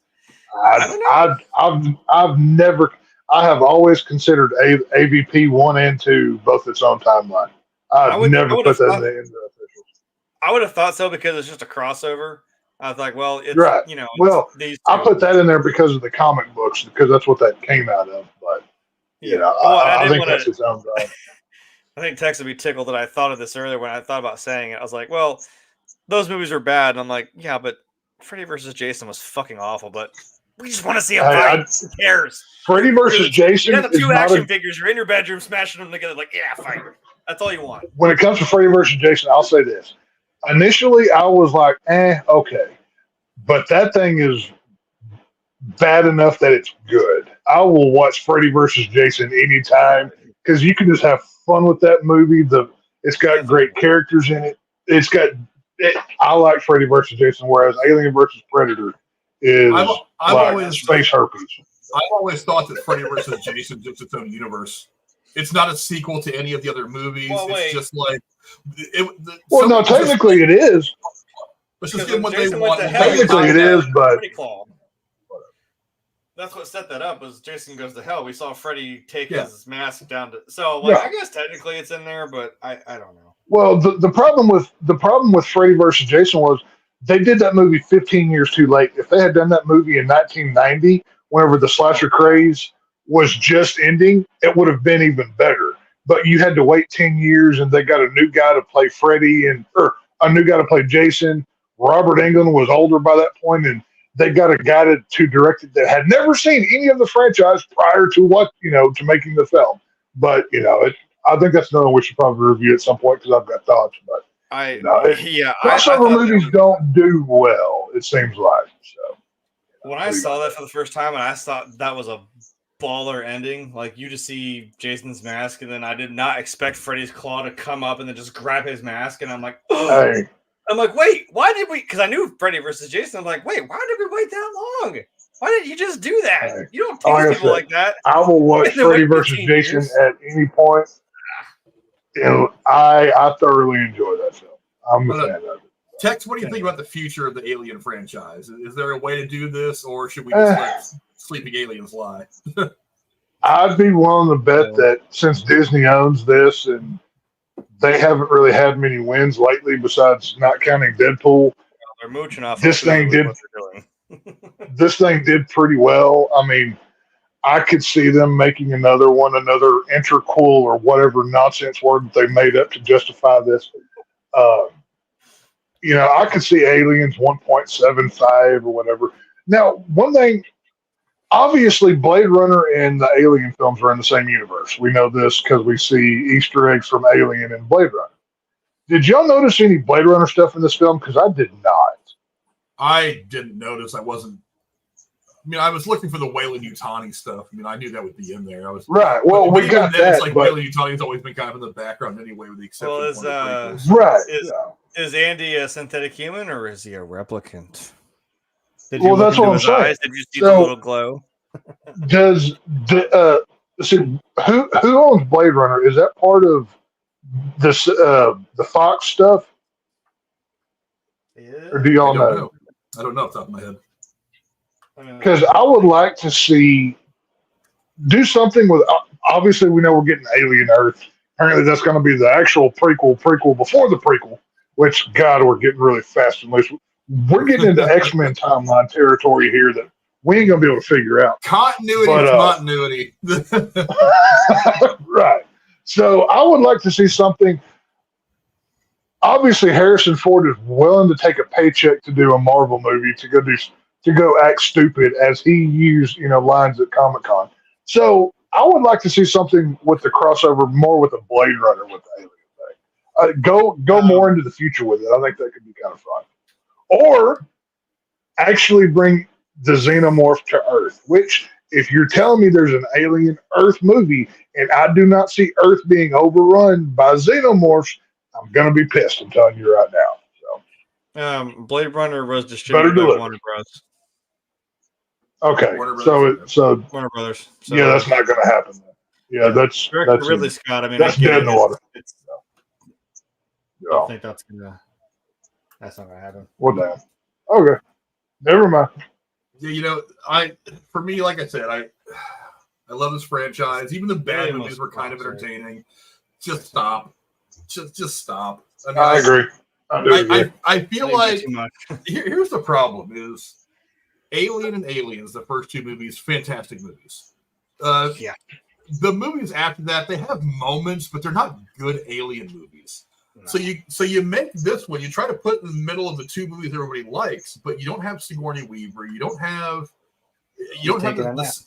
Yeah, you have Tom Skerritt, you don't have Bill Paxton, and I know that you consulted Ridley Scott. I know that you consulted with James Cameron, who did the first and second movies respectively, and they gave their blessings in the story and all that. But the execution isn't there, and B, the franchise is not as wondrous as it once was, like from when it came out into the 90s.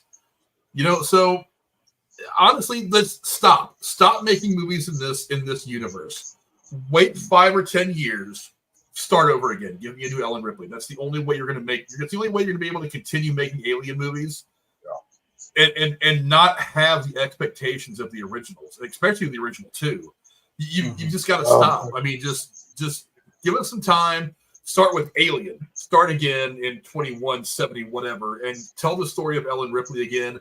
You can make 3 solid movies. Don't go into some ridiculous bullshit. And another thing that gets me really aggravated right now with the movie stuff, you don't need to have a TV show about a movie.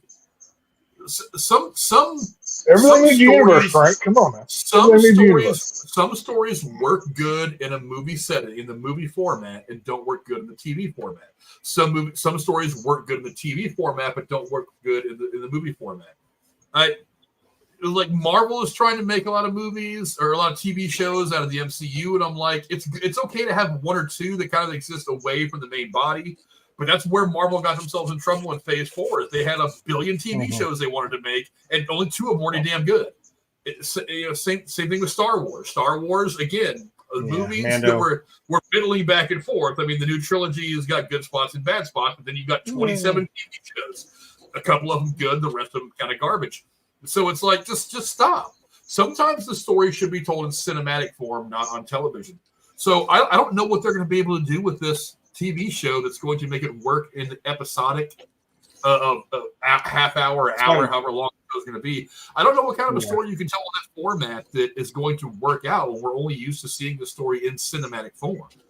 So it's just stop. I mean, maybe this TV show comes out and it rocks balls. Maybe it comes out and it sucks. I don't know.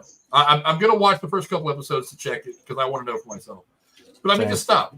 Just stop. You can't exist in this world with the Ellen that we've always had in the form of Sigourney Weaver, and not have her, and B, tell the story around. You just can't. Just stop. Wait 5 or 10 years. Well, here's the problem. New actors, stuff up the story a little bit more. Maybe there were some things in the first and second movies they couldn't quite do. Maybe the special effects weren't quite there at the time. Maybe you didn't have. Maybe there was always some story element they wanted to work in there and they couldn't because of editing.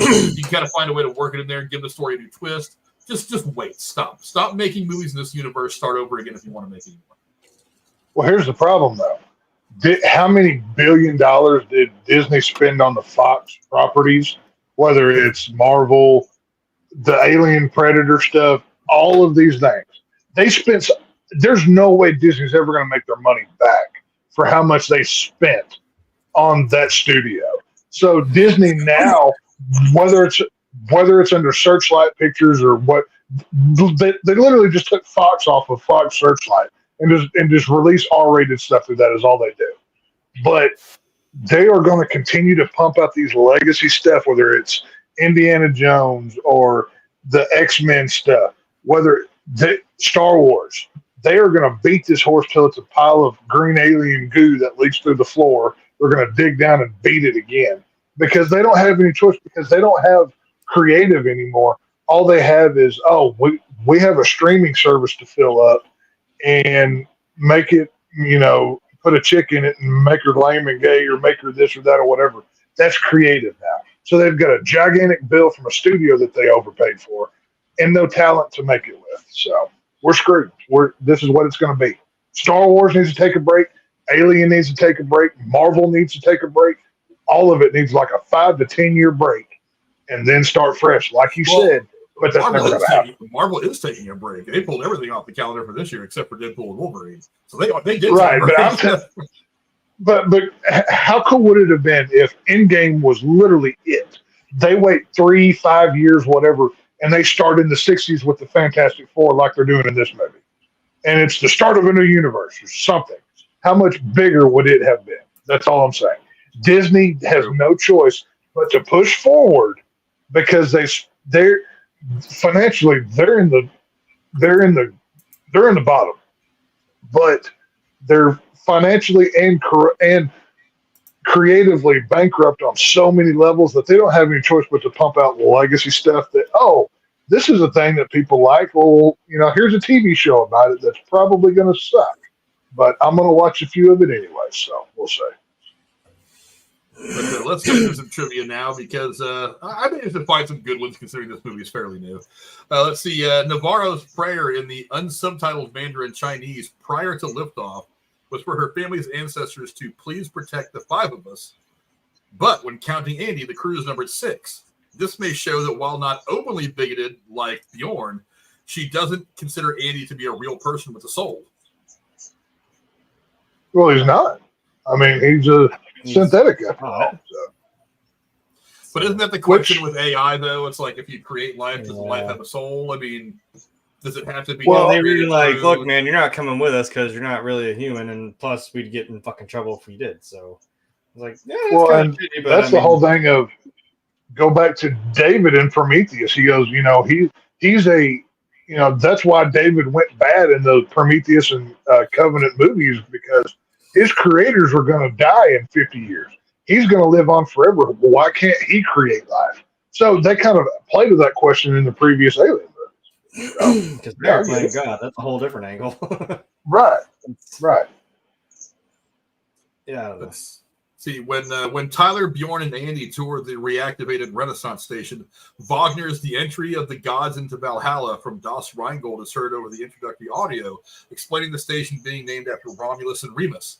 This is a tie back to Alien Covenant from 2017 when Peter Whalen first activates David and asks him to play Wagner, choosing the same song, The Entry of the Gods into Valhalla. There was a lot of really subtle things that were kind of callbacks. Yeah, there were a lot of subtle callbacks to the I forgot about that. with the exception, there was a few small things like the song, and then of course there was the butthole alien monster. But yeah, there was a few that butthole alien.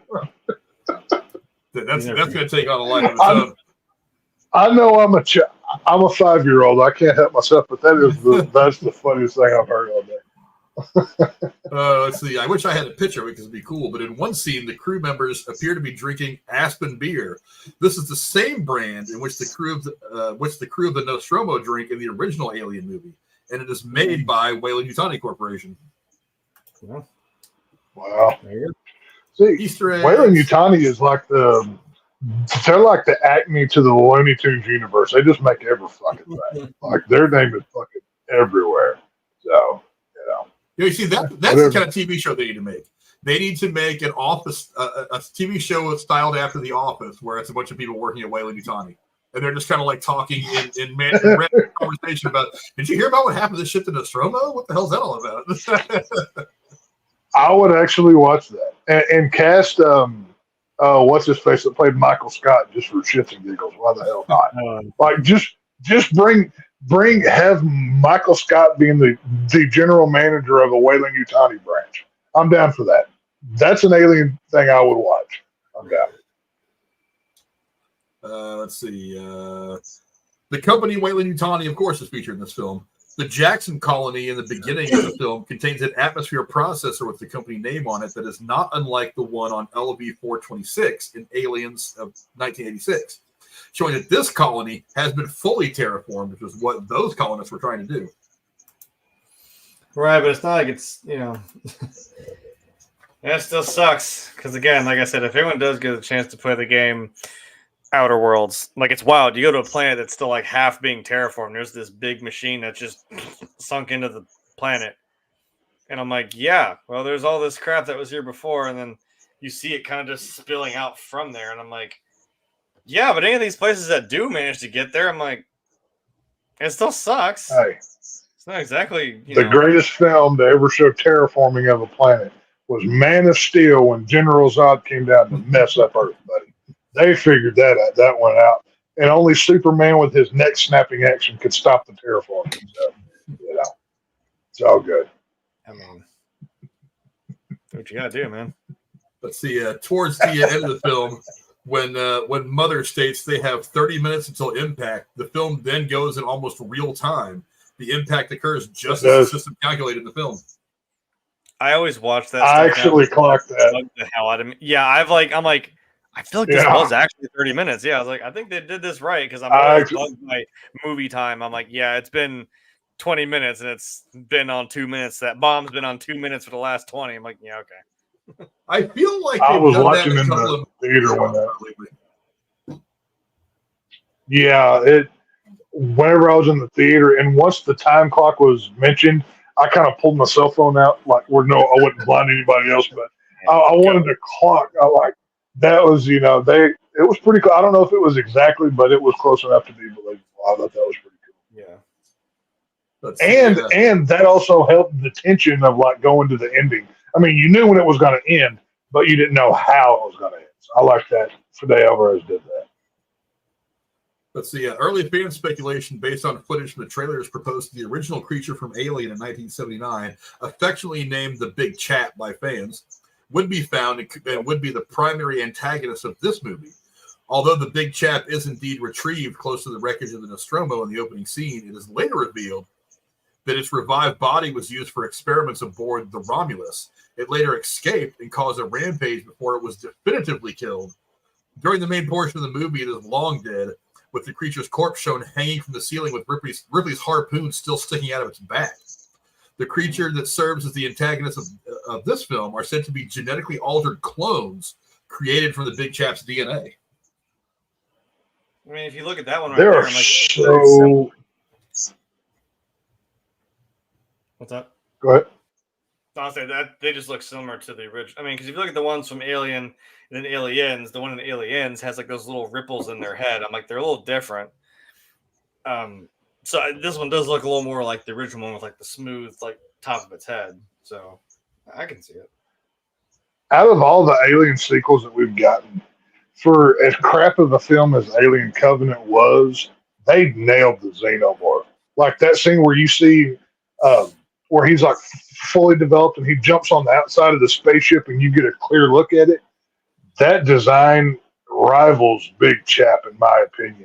Looks wise, it's scary looking. Like these in here look good, but there are so many variants of the alien, xenomorph. Just go like NECA has the rights to make the alien figures. They have made like over 100 different alien figures of different varieties that are within canon.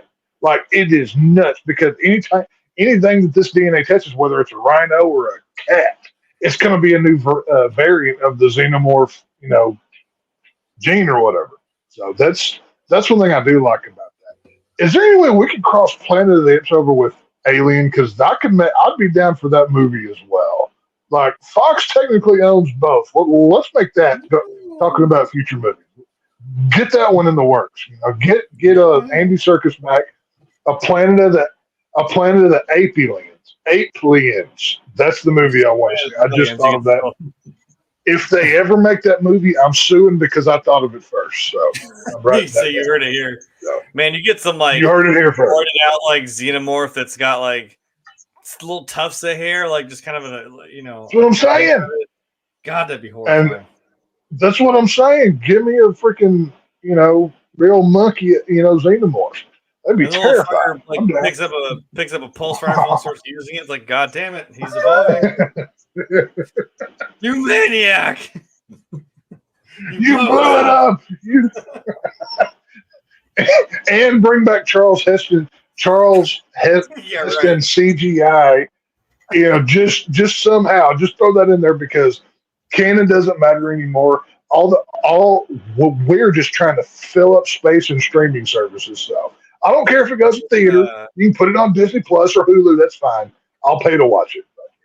And I swear to God, if I look up and I see the Lincoln Memorial and I see a xenomorph sitting in that fucking chair, I'm leaving the theater. Oh, dude, we gotta bring back Mark Wahlberg. We're not doing Mark Wahlberg could be the hero of the movie. No, we don't. Come on. We don't want anything to do with that Tim Burton monstrosity. That was so bad. Awful. But Jeremy, you being the resident gamer around here, in the background of several shots, the emergency telephones that function as save stations from the game Alien Isolation in 2014 can be seen. Much like in the game, they are typically a sign that something terrible is about to happen. That's usually, that's usually what that means. It's you can't ever trust a damn save point anymore, especially when you interact with in a game or one that, especially in Resident Evil. Yeah, and I hate autosaves because then I'm like, I see it in the corner and I'm like, oh shit. What's going to happen? Wow, that's an obscene amount of ammo on the ground. Oh crap. There we go. It's going off. Yeah. If you start finding a lot of health kits and ammunition in the game and then it starts autosaving, you're like, oh god, you better prepare your balls because it's going to go off. That's actually really clever. Like I said, I know it might just be like an in joke, but I still think isolation technically exists in this world, and that kind of gives more credence to it. Everyone's like, why did they make a movie out of that? I'm like, no. The game, just leave it as it is. You don't need to make a movie out of that game. Just let it exist. I think Fede Álvarez would have been better than this movie. Yeah, I think Fede Álvarez had even said that the game is canon, but none of the characters or anything are in the movie. It's just like he pulled little things to say, like, you see this building in the game, so you see this building in the movie, which is the same building, but it doesn't really mean that the game is going to have a direct consequence on the events of the film, that kind of thing. Yeah.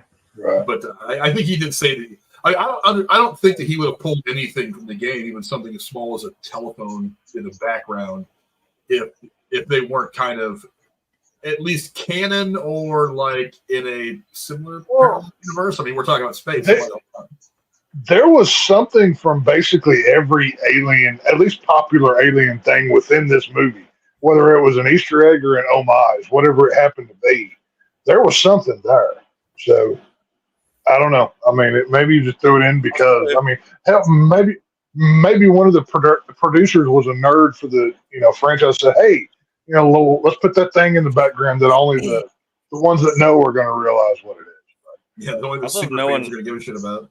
If no one knows, the reason why Alien Isolation is so terrifying is because like the AI for the alien in the game, like will learn, and like you can't use the same tricks on it. If you start hiding in some of the same, it will fucking just straight up find you. You can't just do the same. Oh, I'm gonna hide over here, and there it goes, and it kills you. It's like, no, you got to be creative, and it uses your microphone. You have to actually be fucking quiet because if you make a fucking sound, something happens. Oh wow, I didn't know that. Done. That's yeah, cool. it's yeah. So that will make you completely immersive then in that way. It's very because like the same like when you pull up the little tracker and you're like it's a visual experience. You're trying to like track this thing and you're trying to figure where it's at, and I'm like, you have to be smarter than this alien who is pretty damn intelligent. And like I said, you got to be quiet because it will start to come after you if you make noise. Right. Oh man. But that's all the trivia that I got for this particular movie. Let's go ahead and start to wrap things up now. I'll go to you first, Tex. Give me your final thoughts on Alien Romulus. Yeah, I mean, not a perfect film, not the best Alien film. That one's already been made. I'd say this is probably fourth in the franchise for me, behind 1, 2, and 3 in that order. It was a fun watch. There's tension to be had, but don't go in expecting the greatness that was the first two, and it's not even as good as 3. So, for a legacy sequel, I've seen worse, I've seen better, but I'll probably never watch this one again. I'll be honest with you. This will probably go into the pile of Alien films that I don't rewatch until the next one comes out, and I have to rewatch everything to catch back up. So, kind of it. Jeremy, what about you? Give me your final thoughts on Alien Romulus. I enjoyed it. It was a fun movie, and I definitely believed that it was an alien movie with one of the good alien movies that, again, I will keep saying fit very snugly in between 1 and 2, which we all consider to really be the only alien movies. But I think now we have a nice little trilogy going on here, and we can start making the box sets of just that. So I think it was great, and I still want one of those alien pulse rifles. I still want one of those pulse rifles. Damn it! As soon as it came out, I'm like, I don't even care. I don't even care if that's some newer technology that somehow the Space Marines didn't have 30-some years down the line. I don't care. That thing is so damn cool. That is pretty wild. Oh yeah. But I'm kind of with Tex on this one. It's second in continuity, but kind of fourth in my heart. You know what I mean? It's in there with the first 3. Not nearly as good as the first and second movie at all. It's kind of up there with Alien Cube. Again, I was really excited. Fede Álvarez with his horror background. I saw that the first trailers looked fantastic. I was like, we're gonna get back to a sci-fi horror, true sci-fi horror. It just didn't quite get there for me. I mean, there was only really one. I mean, even look, what do I say all the time? The one thing that a horror movie has to get right is the kills. And there was only really one kill in this movie that I thought was visually pleasing as far as horror movie kills are concerned. The guy getting the alien blood dripped all over his face and slowly eating away at his body. I thought that was cool, but I was like, the rest of them was just like, yeah. So he spears the one girl when she's on the other side of the door when they won't let her out. I've seen that 3 times in every Alien movie before that, so it's like it's not new. They didn't even give me a great shot. There's only like one shot of the mouth coming out of the alien and hitting somebody. It's like, and that was like a quick shot. It wasn't even like they showed it to me for a minute and let me have that gratification of seeing that classic alien style kill again. They didn't really display that the way I wanted to. It's just visually it didn't hit the notes that I wanted it to hit. Story-wise, it did. Action-wise, it did. Character-wise and dialogue-wise, it did. But it didn't really hit me the way that I wanted it to hit me. I'll watch it again. I'll probably wait till it comes out on streaming, and maybe it'll hit me a bit differently. There are a lot of things to appreciate about this movie, but it wasn't quite everything I wanted it to be. I think it needed to be more of a horror film. And I don't think Fede Álvarez gave it as much of a horror treatment as I was hoping he would. But it's still a watchable movie. Again, it's up there with the first three. We don't talk about Resurrection. It had its moments, but it wasn't great. And the prequels I thought were just way too cerebral for their own good. I think Ridley Scott was trying to do something with those movies that didn't need to be done with the franchise. Yeah, I mean, again, it's in theaters. Go watch it. It's been profitable. It's done well. I think mostly because there was a certain curiosity that surrounded it. I think a lot of people like me thought it was going to be more of a horror film, and it didn't quite get there.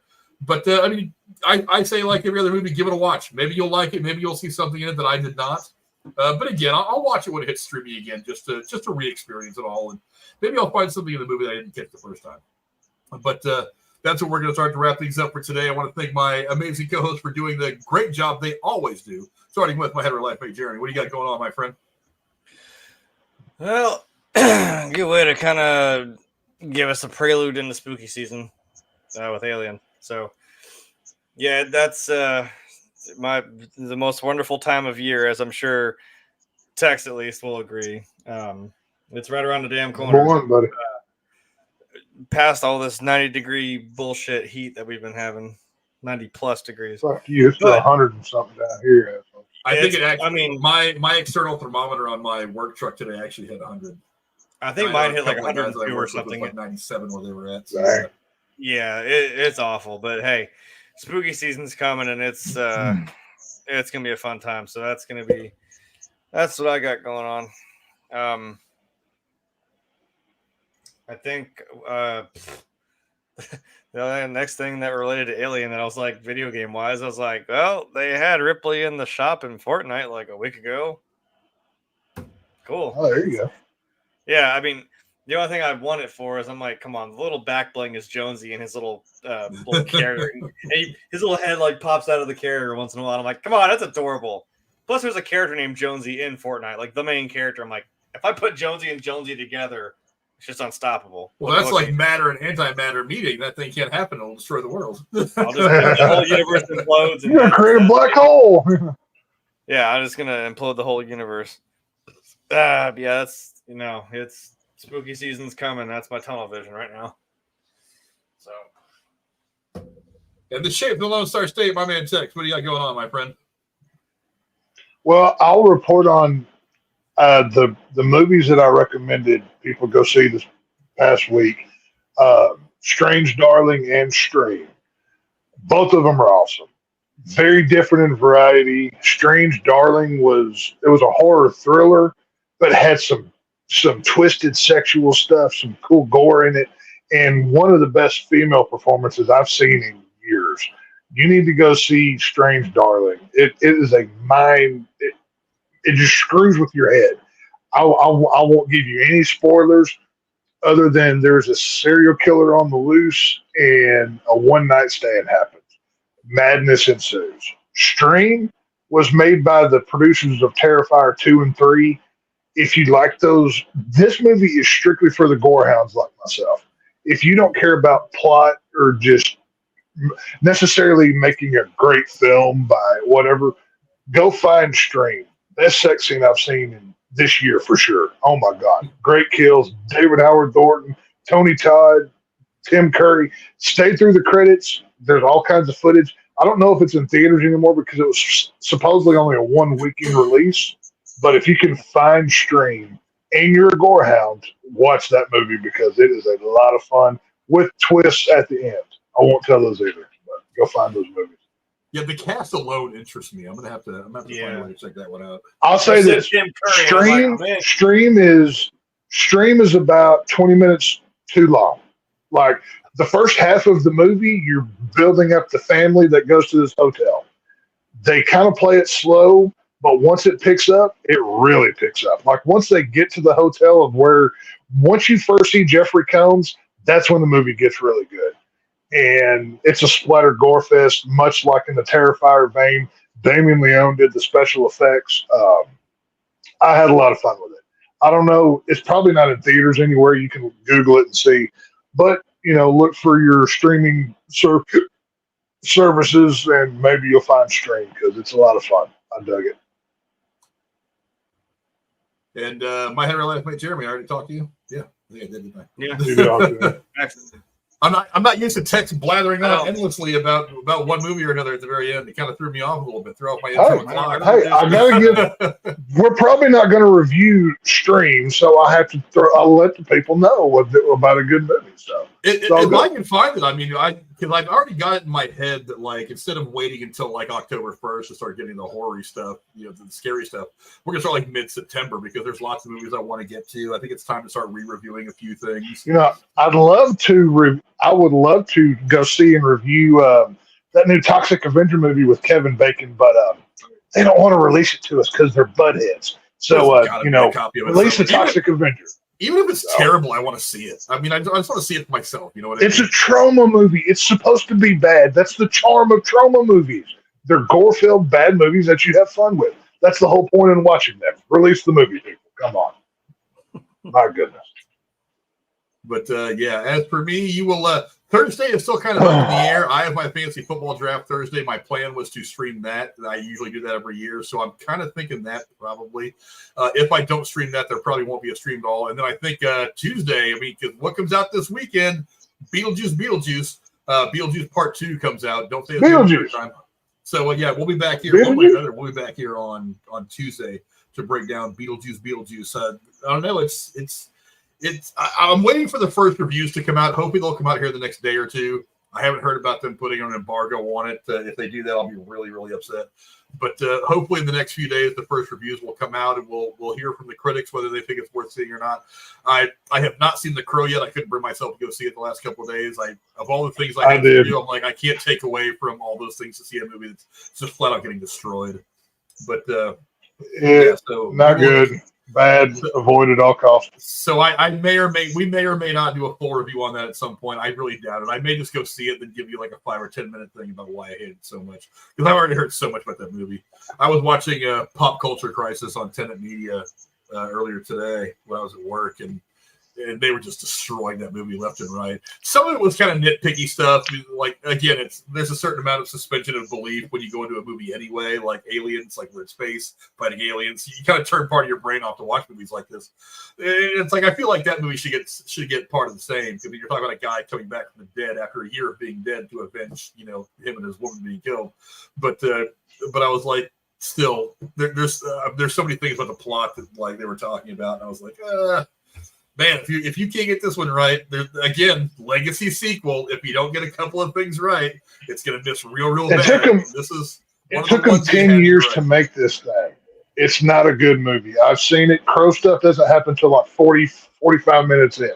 Do not waste your time. It has none of the charm, no appeal from the original. There's only one Crow movie. The rest of them don't count. Avoid at all costs. Kevin Cunningham on YouTube says if humans were made by the engineers, then do humans have souls? Well, go watch Prometheus and Covenant. You know, they touch on that. Here's the thing. It's like Prometheus and Covenant. It's like, I don't want the cerebral stuff about aliens. I want to see aliens and humans fighting it out. Well, and humans somehow at least getting away. Prometheus stuff to me is not, but I mean, it's an interesting question. Prometheus and Covenant exist because Ridley Scott was in his overthinking, over-milking a franchise that he should have never came back to, period. And, you know, made subpar films, but, you know, whatever. That should be it. It is what it is. And, of course, Van Edwards decides to pop in right at the very end, says howdy. What's up, Van? Right. Good to see you, brother. What's up, Van? But, yeah, so you will see us, at the very least, you'll see us on Tuesday as we come back here to do Beetlejuice. I'm excited to see it. I'm ready. Again, another legacy sequel, another one that's been, honestly, I never thought we'd see this movie. It seems like 20 years ago they were putting out posters for Beetlejuice 2, and they were obviously some AI stuff that was very poorly done. But I really thought this movie would never get made. But I said the same thing about Coming to America 2, and they eventually made that one. So whatever. I mean, Beverly Hills Cop 4. I have high expectations, so hopefully it'll all work out. But thanks to my amazing co-host, as always, for being such wonderful. More experts comes in handy. So it's going to be some fun stuff. We will see you guys next time. Till then, adios. Here's one more shot of the whole alien for you guys. No, don't full frontal me right at the end. Damn it. That's I knew one of you were going to say it, so I had to beat y'all to the punch. that's Casey's new lover right there. Casey wishes he'd get one of them down his throat. Are you kidding me? Casey's a freak. Casey knows what he's into. He does.